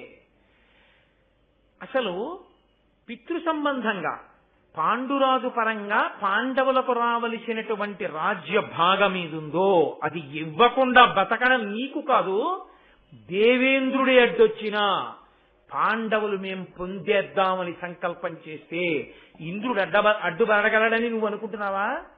చీల్చేస్తారు పాండవులు. నిన్నెందుకు చేయలేదో తెలుసా? పెద్దనాన్నవని గౌరవంతో ఊరుకున్నారు. నువ్వే పిలుస్తావు ఏదో ఒకనాడని. ఆ గౌరవాన్ని నిలబెట్టుకో. యుద్ధానికి ఎడతావా వాళ్ళ జోలికి? యుద్ధానికి వెళ్ళి చంపగలిగిన మొనగాడివా నువ్వు? అర్జునుడి యొక్క శక్తి ఏమిటో తెలుసా నీకు? చీల్చి చెండాడుతాడు సైన్యాన్ని. కాబట్టి వీళ్ళ మాటలు వినకండి అంటే కర్ణుడు అన్నాడు, మహారాజా మీరు వాళ్ళ మాటలు వినకండి, ముసలి వాళ్ళు, వాళ్ళకేం తెలుసు. కర్ణుడి శక్తి ఎంత, నేను అనుమతింపబడితే వాడి బతుకెంత. ఆయన భీష్మద్రోణుల గురించి మాట్లాడగలిగినటువంటి సమర్థుడు. అదే మాట్లాడగలిగిన తీరు. పెద్దలైన వారి యందు పెద్దరికం గుర్తించకపోవడం ఒక తప్పైతే ముసలాళ్ళు అనడం రెండో తప్పు. ముసలాళ్ళు వాళ్ళు వాళ్ళకు అనుకూలమైన మాటలే చెప్తారు, వాళ్ళకి ఏవి అనుకూలంగా ఉంటాయో అవి చెప్తారు. అంటే వాళ్ళకి యుద్ధానికి వెళ్ళడము ఇష్టం లేదు, పాండవులకు రాజ్యం ఇప్పించాలి, అందుకని ఇలా మాట్లాడుతున్నారు వాళ్ళు. అసలు పాండవుల్ని దగ్గరికి చేర్చుకోమని చెప్పడం తప్పు కాదా? తన బిడ్డకి రావలసిన రాజ్యం ధృతరాష్ట్రుడిని విప్పించకుండా వాళ్ళకి రాజ్యం ఇవ్వాలా? అర్ధరాజ్యం. ఇది ధర్మమా? ఇది న్యాయమా? వీళ్ళు ఎటువంటి వాళ్ళో తెలుసా ఈ భీష్మద్రోణులు ఇద్దరు? పూర్వం వెనకటికి మగధ రాజ్యాన్ని నితంతువు అనబడేటటువంటి రాజు పరిపాలించేవాడు. ఆ రాజు దగ్గర ఒక టక్కరి మంత్రి ఉండేవాడు. రాజు బాగా వృద్ధుడై ఊపిరితో మాత్రమే బ్రతికున్నాడు. ఇంకా అటువంటి రాజుని పక్కకి తోసేసి మంత్రి రాజ్యాన్ని ఆక్రమించాడు. ఆ మంత్రి ఎటువంటి వాడో, ఎటువంటి శఠుడో ఈ భీష్మద్రోణులు అటువంటి వాళ్ళు. నీ రాజ్యాన్ని కబళించి పాండవులకు ఇవ్వాలని చూస్తున్నారు. రాజ్యం కావాలనుకుంటే ధృతరాష్ట్రుడికి వస్తుందండి. భీష్ముడే కూర్చుంటే సింహాసనం మీద. ఆయన ఎంతటి త్యాగి, ఎంతటి మహానుభావుడు, ఎంత ధర్మాత్ముడు. సత్యవతి అడిగితేనే పుచ్చుకోలేదు కదా. నిన్న గోక మొన్న పుట్టినవాడు భీష్ముడి ముందు ఏపాటి నిలబడగలడు? భీష్ముడితో మాట్లాడడానికి అర్హత లేనివాడు. భీష్ముణ్ణి ద్రోణుణ్ణి అధిక్షేపించి ధృతరాష్ట్రుడితో మాట్లాడడమా? ఒళ్ళు పై తెలియకుండా మాట్లాడాడంటుంటారు చూసారా? ఇదిగో ఇలాంటి ప్రేలాపన. ద్రోణుడు వెంటనే అన్నాడు, మేము చెడ్డవాళ్ళమా? నువ్వు మంచివాడివా? మా ఇద్దరికన్నా కూడా నువ్వు ధృతరాష్ట్రుడికి హితుడివా? మేము ధృతరాష్ట్రుడికి హితం చెప్పలేని వాళ్ళమా? ధృతరాష్ట్రుడిని పాడు చేసేవాళ్ళమా? నీ కరపుల నిక్కరుకుల మాకులతం పొందుటేమి ఆశ్చర్యము, సామ్యాకృతులు కానివారల వాకులు శిక్షలు ఉపద్రవంబులు కావే. అసలు ఒక వ్యక్తి సలహా చెప్పాలన్నా, ఒక వ్యక్తి మాట్లాడాలన్నా ఆ వ్యక్తికి ప్రథమంగా ఒక గుణం ఉండాలి. అతను శాంతుడై ఉండాలి. అసలు ఆ శాంతము లేనివాడెవడో వాడు మాట్లాడడానికి అనర్హుడు, వాడు సలహా చెప్పడానికి అనర్హుడు. అసలు నీకు శాంతమే లేదు. నువ్వు ఎప్పుడూ యుద్ధానికి కలిగిపడిపోయి అర్జునుడిని కొట్టేస్తానంటావు. నోరు విప్పితే నువ్వా సలహా చెప్పేవాడివి? నువ్వా శాంతం లేనివాడివి? రాజుకి సలహా చెప్పడానికి అర్హుడవు. కాబట్టి కర్ణుడా నువ్వు మాట్లాడకన్నాడు. ఇంకా భీష్మద్రోణులు కొద్దిగా మెతకగా మాట్లాడారు. ద్రోణుడు చెప్పాడు, ఆ పాండవులతో యుద్ధం చెయ్యలేవయ్యా అని. వెంటనే విదురుడు జోక్యం చేసుకున్నాడు. విదురుడి మాట ధృతరాష్ట్రుడితో బాగా పరిచయం ఉన్న మాట. ఎందుకంటే ఎప్పుడూ వింటూ ఉంటాడు విదురుడి మాట. విదురుడి మనసు కలుక్కుమందండి భీష్మద్రోణులు అంతంత మాటలంటే. వెంటనే విదురుడు అన్నాడు, ధర్మార్థవిత్తముల్ తథ్యవాదులు వయోవృద్ధులు మధ్యస్థ విమల మతులు ద్రోణ గాంగేయులు దురిత విదూరులు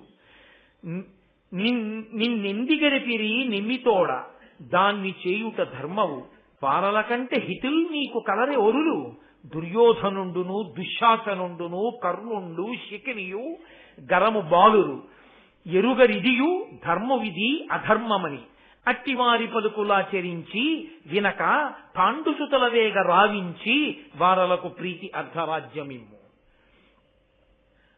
ధర్మానికి కట్టుబడిన వాళ్ళు భీష్మద్రోణులు. వాళ్ళు ఎన్నడూ నిజాన్ని మాత్రమే పలికేవాళ్ళు, వృద్ధులైనటువంటి వారు. వాళ్ళు ఇద్దరి యందు సమానమైన ప్రేమ కలిగిన వాళ్ళు. అటువంటి ద్రోణుడు గాంగేయుడు వాళ్ళని అంతంత మాటలు అనడమా? అయినా ధర్మం తెలుసున్న వాళ్ళిద్దరెక్కరా? అసలు ఇది ధర్మము ఇది అధర్మము అన్న విషయమే తెలియనటువంటి ఈ దుర్యోధనుడు దుశ్శాసనుడు కర్ణుడు శకుని వీళ్ళెక్కడా? వీళ్ళ నీకు సలహా చెప్పేవాళ్ళు? వీళ్ళ వాళ్ళ పెద్దరికాన్ని ఎంచగలిగిన వాళ్ళు? వీళ్ళ మాటలా నువ్వు వింటావు? వీళ్ళ మాటలా నీకు హితం చేకూరుస్తాయి? ఇప్పటికైనా రాజా, ఎవరి మాట వినాలో, ఎవరి మాట విని ఎలా నిర్ణయం చేసుకోవాలో జీవితంలో నేర్చుకో. నీ ఎదట పెద్దలు ఇలా అవమానింపబడమా తప్పు కాదు. పాండవులు మహాబలవంతులు, ఏమనుకుంటున్నావో కారణ జన్ములు. వాళ్ళ బలం ముందు నీ కొడుకు కాదు, కర్ణుడు కాదు, నీ కొడుకులందరూ కాదు, అందరూ కలిసి 3 లోకములు ఎదురొచ్చినా చీల్చి చెండాడతారు పాండవులు. వాళ్ళు వాళ్ళ బలంతోనే గొప్పవాళ్ళు. ఇప్పుడు యజ్ఞగుండం నుండి ఆవిర్భవించినటువంటి దృష్టద్యుమ్నుడు భావమరిదిగా వాళ్లతో కలిసి ఉన్న కారణం చేత ద్విగుణీకృతమైనటువంటి బలం ఉన్నవాళ్ళు. అది చాలదన్నట్టు బలదేవ శ్రీకృష్ణుడు వాళ్లతో కలిశారు. పైగా పాండవుల వినయం గొప్పది. వాళ్ళు నీ పుత్రులు కారా, నీ కొడుకులు కారా?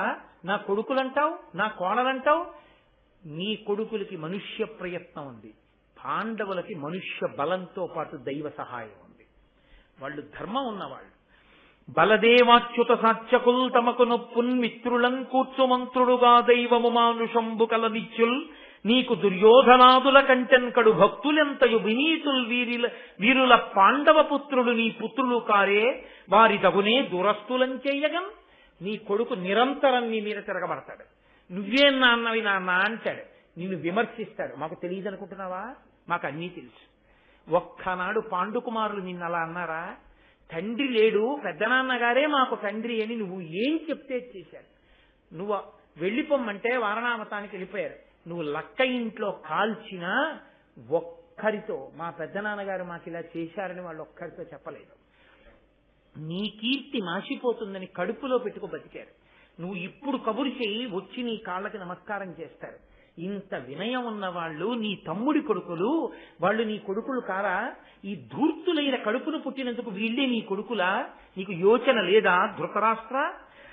ఆహవ భూమిలోన పరమార్థము పార్థుడు వైరివాహిని వ్యూహము వృత్తు చోట మఘవుండును వానికి మార్కునంగా ఉత్సాహము సేయుడన్నా లఘుసారల ధీరుల కాహతుల్ నిరుత్సాహులు ద్రోహులై ఎదిరి చత్తురో మందురో మనవేశ్వర. అర్జునుడే యుద్ధానికి వచ్చి రథం మీద నిలబడి ఎడంచేత్తో వింటిని పట్టుకుని అక్షయ బాణ తూణీరాలలోంచి బాణములను తీసి వింటినారికి సంధించి విడిచిపెట్టడం ప్రారంభం చేస్తే దేవేంద్రుడే దేవతలతో కలిసి వచ్చి యుద్ధ భూమిలో నిలబడ్డా ఆయనని ఎదిరించడం సాధ్యం కాదు. అల్పసారులు, ఉత్సాహం లేని వాళ్ళు, ధైర్యం చెడిపోయిన వాళ్ళు, క్రూరాత్ములు, ధర్మం లేని వాళ్ళు, వీళ్ళు చత్తురో మరలి ఒత్తురు. వీళ్ళ యుద్ధానికి వెళ్ళేవాళ్ళు. వీళ్ళ మాటలా నమ్మి యుద్ధానికి వెడతావు? యుద్ధం అన్న మాట పాండవుల మీద వీళ్ళు నోరెత్తడమే. నువ్వు ఎందుకు నిగ్రహించలేవు వాళ్ళని? ఎందుకు జవాబు చెప్పలేకపోతున్నావు? ఎందుకు భీష్మద్రోణులు అవమానం చేసి మాట్లాడితే నువ్వు నిశ్శబ్దంగా ఊరుకుంటావు? నీకు భీమబలం తెలియదా? ఎటువంటి వాడో ఒక్కడు చంపుతాడు రాక్షసుల్ని, అంతటి మహానుభావుడు. నకుల సహదేవులు తెలియరా? వీళ్ల బలం శారీరకమైన బలం, ధనుర్విద్య బలం. అన్నిటికన్నా పెద్ద బలం ఎవరిదో తెలుసా? ధర్మరాజు గారి బలం. ఎందుకంటావేమో, తమ్ముల ఎట్టుల తనకు వశమ్మయి ధర్మము ధృతియు సత్యము కారుణ్యమ్మును ఒప్పగ పేర్మి నిజమ్ముగమను ధర్మజనక సాధ్యము కలదే.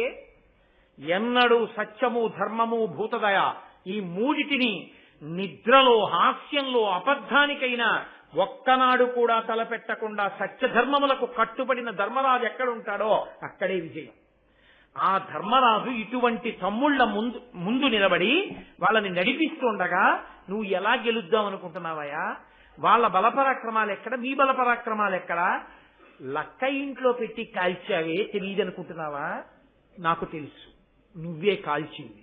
నీకు తెలియదన్నట్టు ఆ రోజున దొంగ ఏడుపు ఏడ్చి వాళ్ళు బతికారంతే చాలన్నావు. వాళ్ళని చంపడానికి కాల్చింది నువ్వు, నీ కొడుకులే. ధర్మరాజుకి చేసినటువంటి అపకారము అన్న బురద నీ చేతికి ఏదంటుకుందో దాన్ని ఉపకారము అన్న నీ సద్బుద్ధి చేత కడుక్కో. ఇప్పటికైనా పాండవులకు కబురు చేయి, కోడలితో కలిసి వాళ్ళని రమ్మను, ఆదరించు, వాళ్ళకి అర్ధరాజ్యం ఇయ్యి. లేదా ఖచ్చితంగా నీకు అపాయం కలుగుతుంది. ధృతరాష్ట్ర, ఏమో అనుకుంటున్నావు, నా మాటలు మన్నించావా బతుకుతావు, లేదా బిడ్డలతో పాడైపోతావు, ఆలోచించుకో అనగానే ధృతరాష్ట్రుడు, అది ఆయన చమత్కారం. భీష్ముడు, ద్రోణుడు, విదురుడు కలిసి రారు కాబట్టి ఇప్పుడు కర్ణ దుర్యోధనుల్ని రక్షించాలి. తాను వాళ్ళ మాట వినే వాళ్ళల్లా ఉండి వీళ్ళని రక్షించుకోవాలి. వెంటనే ఏమన్నాడో తెలుసా అండి? నువ్వు పంపవయా పెద్దవాళ్ళని అన్నాడు. నువ్వే వెళ్ళి తీసుకురా అన్నాడు. నువ్వే వెళ్ళి పాంచాల రాజ్యానికి, కాంపిల్య నగరానికి వెళ్ళి పాండవుల్ని తీసుకురా అంటే పాపం ఆ విదురుడు కానుకలు పట్టుకెళ్ళాడు. ఎవరెవరికి ఇవ్వవలసినవి వాళ్ళకి ఇచ్చాడు. ద్రుపదుడితో కలిసి సంతోషంగా కూర్చుని ఉన్నారు పాండవులు. కృష్ణ పరమాత్మ అక్కడే ఉన్నారు. ఎంతో ఆనందంగా కూర్చున్న వాళ్ళకి ఎవరికి ఇవ్వవలసినటువంటి కానుకలు వాళ్ళకి ఇచ్చేశాడు. ఇప్పుడు మామగారి అధీనంలో ఉన్నారు. మామగారు పితృపంచకంలో ఒకడు, తండ్రి లాంటి వాడు కాబట్టి నీ అనుమతి లేకుండా తీసుకెళ్లకూడదు. కాబట్టి ద్రుపద మహారాజా, నీ అల్లుళ్ళని పంపిస్తే కోడల్ని, నీ అమ్మాయిని తీసుకుని వెళ్ళి నేను హస్తినాపురానికి వెడతానని అడిగాడు. కృష్ణ పరమాత్మ అన్నారు, విదురుడు ఎక్కడున్నాడో అక్కడ పాండవులకు రక్ష, కాబట్టి ధర్మాత్ముడైన విదురుడు వచ్చాడు కాబట్టి పంపించండి అన్నారు. ద్రుపదుడు అన్నాడు, భీష్మ, ద్రోణ, విదుర ఇటువంటి మహానుభావులు ఉన్న చోట నా కూతురికి అల్లుళ్ళకి ఏమీ ఇబ్బంది, కాబట్టి తీసుకెళ్ళండి అన్నాడు. బయలుదేరారు రథాలతో కలిసి. కృష్ణ భగవానుడు, సైన్యం, దృష్టద్యుమ్నుడు సైన్యం ఇంత కలిసి వచ్చాయి. పాండవులు రథాలలో హస్తినాపురానికి చేరుకున్నారు. ఏడిచేవాళ్ళు ఏడుస్తూనే ఉన్నారు, సంతోషించేవాళ్ళు సంతోషిస్తూనే ఉన్నారు. ఆ పురజనులందరూ వాళ్ళు వెడుతుంటే చూసన్నారు, లక్క ఇంట్లో కాలుద్దామని తాను పంపాడు. తిరిగి వచ్చినప్పుడు వాళ్ళెలా వచ్చారు? కొత్తగా బంధుత్వాన్ని కలుపుకునే ద్రుపద సైన్యంతో, బావమరిది దృష్టద్యుమ్నుడితో, భార్య ద్రౌపదితో, అక్కడెక్కడో పుట్టి పెరుగుతూ పిశాచాలకి రాక్షసులకి అధినాయకుడుగా ఉన్న కొడుకైన ఘటోత్కచుడికి తండ్రిగా భీమసేనుడు, బకాసురుణ్ణి హిడింపాసురుణ్ణి చంపాడన్న కీర్తితో, మత్స్యయంత్రాన్ని కొట్టాడన్న కీర్తి అర్జునుడికి, ఇంత ధర్మానికి తల ఉంచి భిక్షాటనైనా చేశారు. కానీ పెద్దనాన్నగారి అపకీర్తిని వీధిలో పడేయకుండా బతికిన వాళ్ళు చిన్నవాళ్లైనా పెద్దరికం వీళ్ళది అని ఇంత కీర్తి గణించి చిరునవ్వులతో రథాల మీద వెడుతుంటే, మమ్మల్ని ధర్మం ఆశ్రయించి ఉండగా మాకు ఆపద ఎక్కడొస్తుంది అని నమ్మి వెడుతుంటే, ఆ పురంలో ఉన్నటువంటి జనులందరూ హస్తినాపురంలో బయటికి వచ్చి రహదారులకు రెండు పక్కలా నిలబడి మేడలెక్కి పైనుంచి చూస్తూ అంటున్నారట, పురజనులెల్లను గరమనురక్తులై ధర్మస్వరూపుడి ధర్మతనయుండు అనుజులు తానును చనుదించే పాండు భూజనపతి జీవించి మనల కావ ప్రీతితో తానిప్పుడేతించే మేలయ్యే ఈ మహాత్ములకు దైవమ్ము పురుషకారంబు కలుగంగ దారుణీ రాజ్యంబు వాయునే ఆపదల్ వాయుగాక దాన హోమ జప విధానముల్ మనకి కలవయేని ధరణి వలయ రాజ్యమిందయుండి ధర్మనందనుండొనరించుచుండు కావు తమ అఖండితముగా.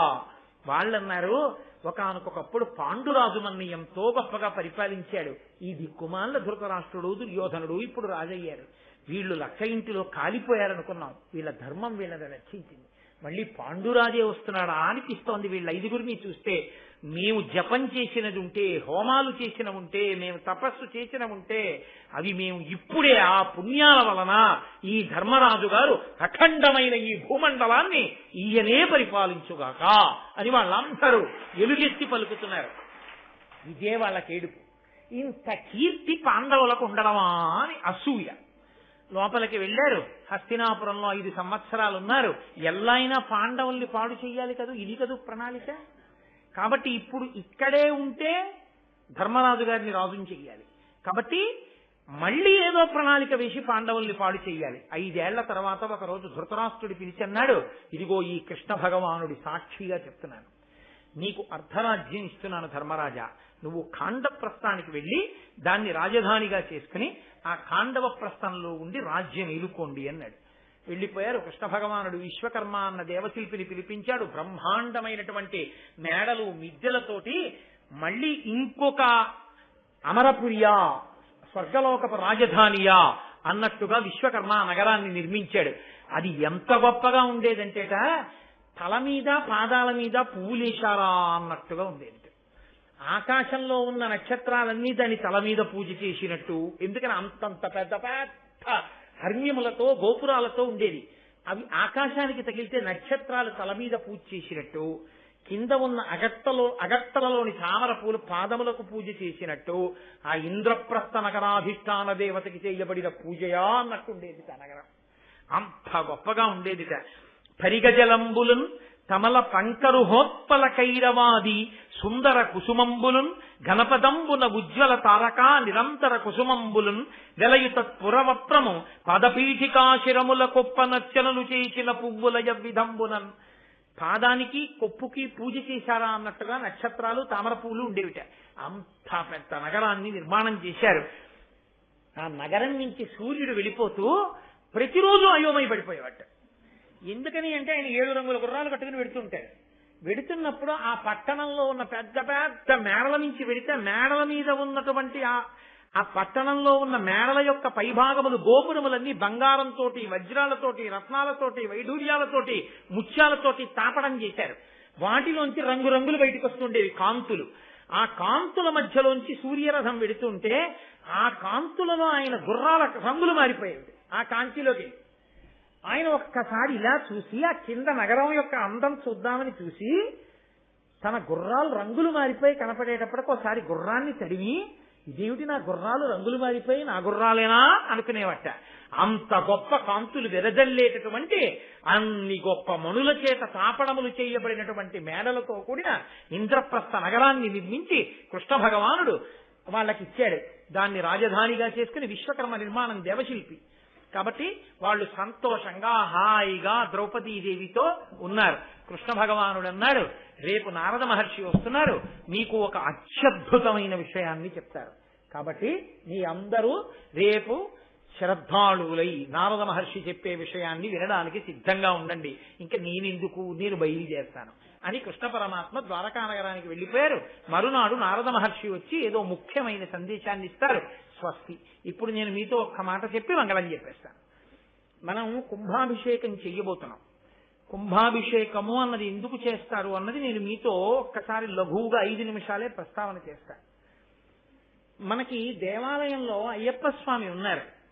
మనం ఒక కష్టం వచ్చిందనుకోండి, ఒక బాధ వచ్చిందనుకోండి, ఒక ఇబ్బంది వచ్చిందనుకోండి, ఎక్కడికి పరిగెడతాం? ఆలయానికి వస్తాం. వచ్చి స్వామి దగ్గర నిలబడి, స్వామి నేను ఈ ఆపదలో ఉన్నాను, నన్ను కాపాడు అని అడుగుతాం. ఆయనకి ప్రదక్షిణం చేసి ఆయన తన తేజస్సు చేత మనకుండేటటువంటి కోరికలని తీరుస్తాడు. ఇప్పుడు ఆయనకు ఆ శక్తి ఎక్కడి నుంచి వస్తుంటుందో తెలుసా అండి? ఆగమం ఏమంటుందంటే, ఆ మూర్తి కింద విగ్రహం అనకూడదు, యథార్థానికి స్వామియే. స్వామికి తేజస్సు ఎక్కడ వస్తుందంటే ఆయన కింద యంత్రం ఉంటుంది. ఆ యంత్రాన్ని ఎలా పెట్టాలో అలా పెట్టి అది పనిచేయడం ప్రారంభించగానే బ్యాటరీలో ఉన్న శక్తి బ్యాటరీ లైట్ లోకి వెళ్ళి దీపం వెలిగినట్టు ఆ శక్తి స్వామిలోకి ప్రవేశించి మిమ్మల్ని, నన్ను, అందరినీ చక్కగా కాపాడుతుంటుంది. ఆయన అనుగ్రహం చేతనే నాకు తెలిసి బహుశः ఈ చుట్టుపక్కల ఎక్కడా ఏ ప్రాంగణంలోనూ జరగల. రామాయణ, భారత, భాగవతములు, లలితా సహస్రములు, సౌందర్యలహరి ఇన్ని జరిగిన ఏకైక దేవాలయ ప్రాంగణం ఒక్క అయ్యప్ప స్వామి దేవాలయ ప్రాంగణం. కాబట్టి ఆయన అంతటి తేజో విరాజితుడు. అంతమంది దీక్షలు తీసుకున్నారు, అంతమంది ఇరుముళ్ళు కట్టుకున్నారు, అంతమంది క్షేమంగా వెళ్ళొచ్చారు. ఇన్ని మార్లు, ఎన్ని వేల మందికి ఎంత అన్నదానం జరిగిందో, శారదా నవరాత్రులు, వెంకటేశ్వర వైభవోత్సవాలు, ఇన్ని జరిగినటువంటి గొప్ప ప్రాంగణం, మనం అందరం గర్వపడవలసినటువంటి ప్రాంగణం ఈ ప్రాంగణం.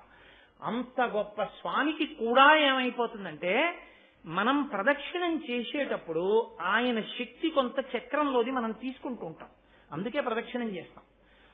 2, మనం వెళ్ళకూడనటువంటి రీతిలో దేవాలయం దగ్గరికి వెళ్ళిన కారణం చేత మన దగ్గర నుంచి వెళ్ళిన అశౌచపు గాలి మూర్తికి తగిలి మూర్తిలోంచి చక్రం దగ్గరికి వెళుతుంది.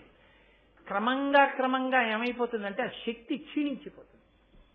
అది మెల్లమెల్లగా 2వ కారణం దేనికి పోతుంది అంటే, అక్కడ వేదమంత్రం చదివేటప్పుడు స్వరం కాని మారితే, ప్రధానార్చకుడు ఉంటారు కదా, ఆయన ఎప్పుడూ శౌచంతో చేస్తారు. ఎప్పుడైనా పొరపాటున అక్కడ స్వరం తప్పి ఎవరైనా మంత్రాలు చదివితే యంత్రం యొక్క శక్తి క్షీణిస్తుంది. అందుకే మళ్లీ దేవాలయాన్నంతటినీ శక్తివంతం చేయడానికి ఏం చేస్తారంటే, ఈ నదీ జలములు పరమ పవిత్రములు. నదులన్నీ కూడా సృష్టి ప్రారంభమునందు చతుర్ముఖ బ్రహ్మగారు నిర్దేశించాడు, ఇక్కడ ఇలా పుట్టి ఈ మార్గంలో వెళ్లి సముద్రంలో కలవాలి అని. అలాగే వెడతాయి నదులు. నదులన్నీ కూడా పవిత్రము చేయగలిగినటువంటి శక్తిని సహజంగా కలిగి ఉంటాయి. ఆ నదీ జలములన్నీ కలశలలో పోసి మధ్యలో కలశ పెడతారు, ప్రధాన కలశ అంటారు. ఎంత కష్టమో పడతారు ఋత్విక్కులు. ఎవరి కొరకు? మళ్లీ ఊరు, దేశం అన్నీ బాగుండాలంటే ఆ శక్తిని పెంచాలి. ఇప్పుడు ఆ మూర్తిని పైకి ఎత్తేసి యంత్రాన్ని పైకి తీసేసి మళ్లీ యంత్రం పెట్టకూడదు, అది దోషం. ఒకసారి మూర్తిని పెట్టాక ఏదైనా భిన్నం అయితే తీయాలి తప్ప, లేకపోతే తీయకూడదు. కాబట్టి అడుగున ఉన్న యంత్రానికి మళ్లీ శక్తిని ఇవ్వడం ఎలా?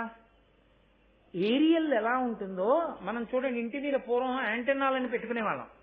అది ఏం చేస్తుందంటే, ఆ దూరదర్శన్ వాళ్ళు ప్రసారం చేసినటువంటి తరంగములను లాక్కుని టీవీలోకి ప్రవేశపెడుతుంది. అప్పుడు మనకు బొమ్మ కనపడుతుంది. అలా మళ్లీ మంత్రపూరితమైనటువంటి జలకలశ పట్టుకుని ఆ జలకలశ మళ్లీ పాడు చేసుకోకూడదు. మనం ఇంకా కష్టపడి అందులోకి ఈశ్వర శక్తిని అంతటినీ నీటిలో పెడతారు.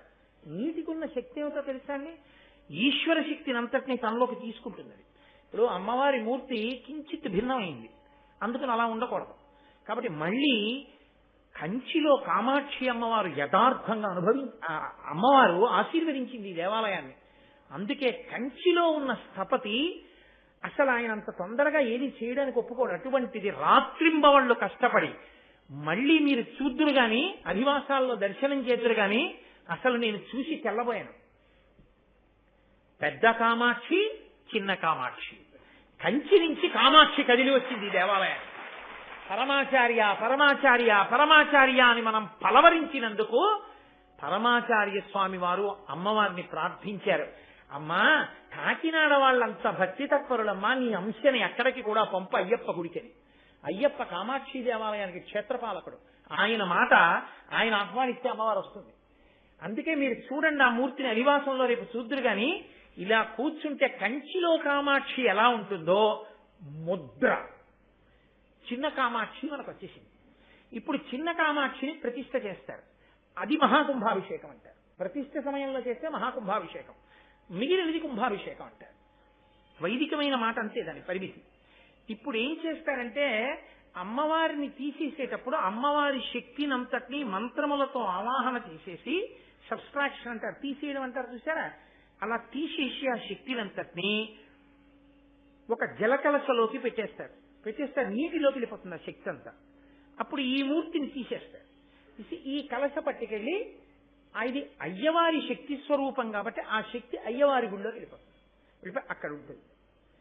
మళ్ళీ వేరొక మూర్తిని సుముహూర్తంలో ప్రతిష్ఠ చేస్తారు. 7వ తారీఖే ఉదయం ఇక్కడ కుంభాభిషేకం, అక్కడ మహాకుంభాభిషేకం ప్రతిష్ఠ ఒక్కసారే జరుగుతాయి. ఆ జరిగేటప్పుడు మళ్ళీ అమ్మవారి మూర్తిని తీసుకొచ్చి యంత్రం వేసి పెడతారు. మరి అయ్యప్ప స్వామి దేవాలయంలో యంత్రం మనం ఇప్పుడు మళ్ళీ ముట్టుకోవడం, దాన్ని మళ్ళీ తీసుకొచ్చి పెట్టి జపాలు చేయడం కుదరదు కదా. మరి ఎలా? ఏరియల్ ద్వారా టెలివిజన్ సెట్ లోకి బొమ్మను ఎలా తెచ్చుకుంటామో అలాగే కలశ జలాల్ని కలశ మీద పోస్తాం.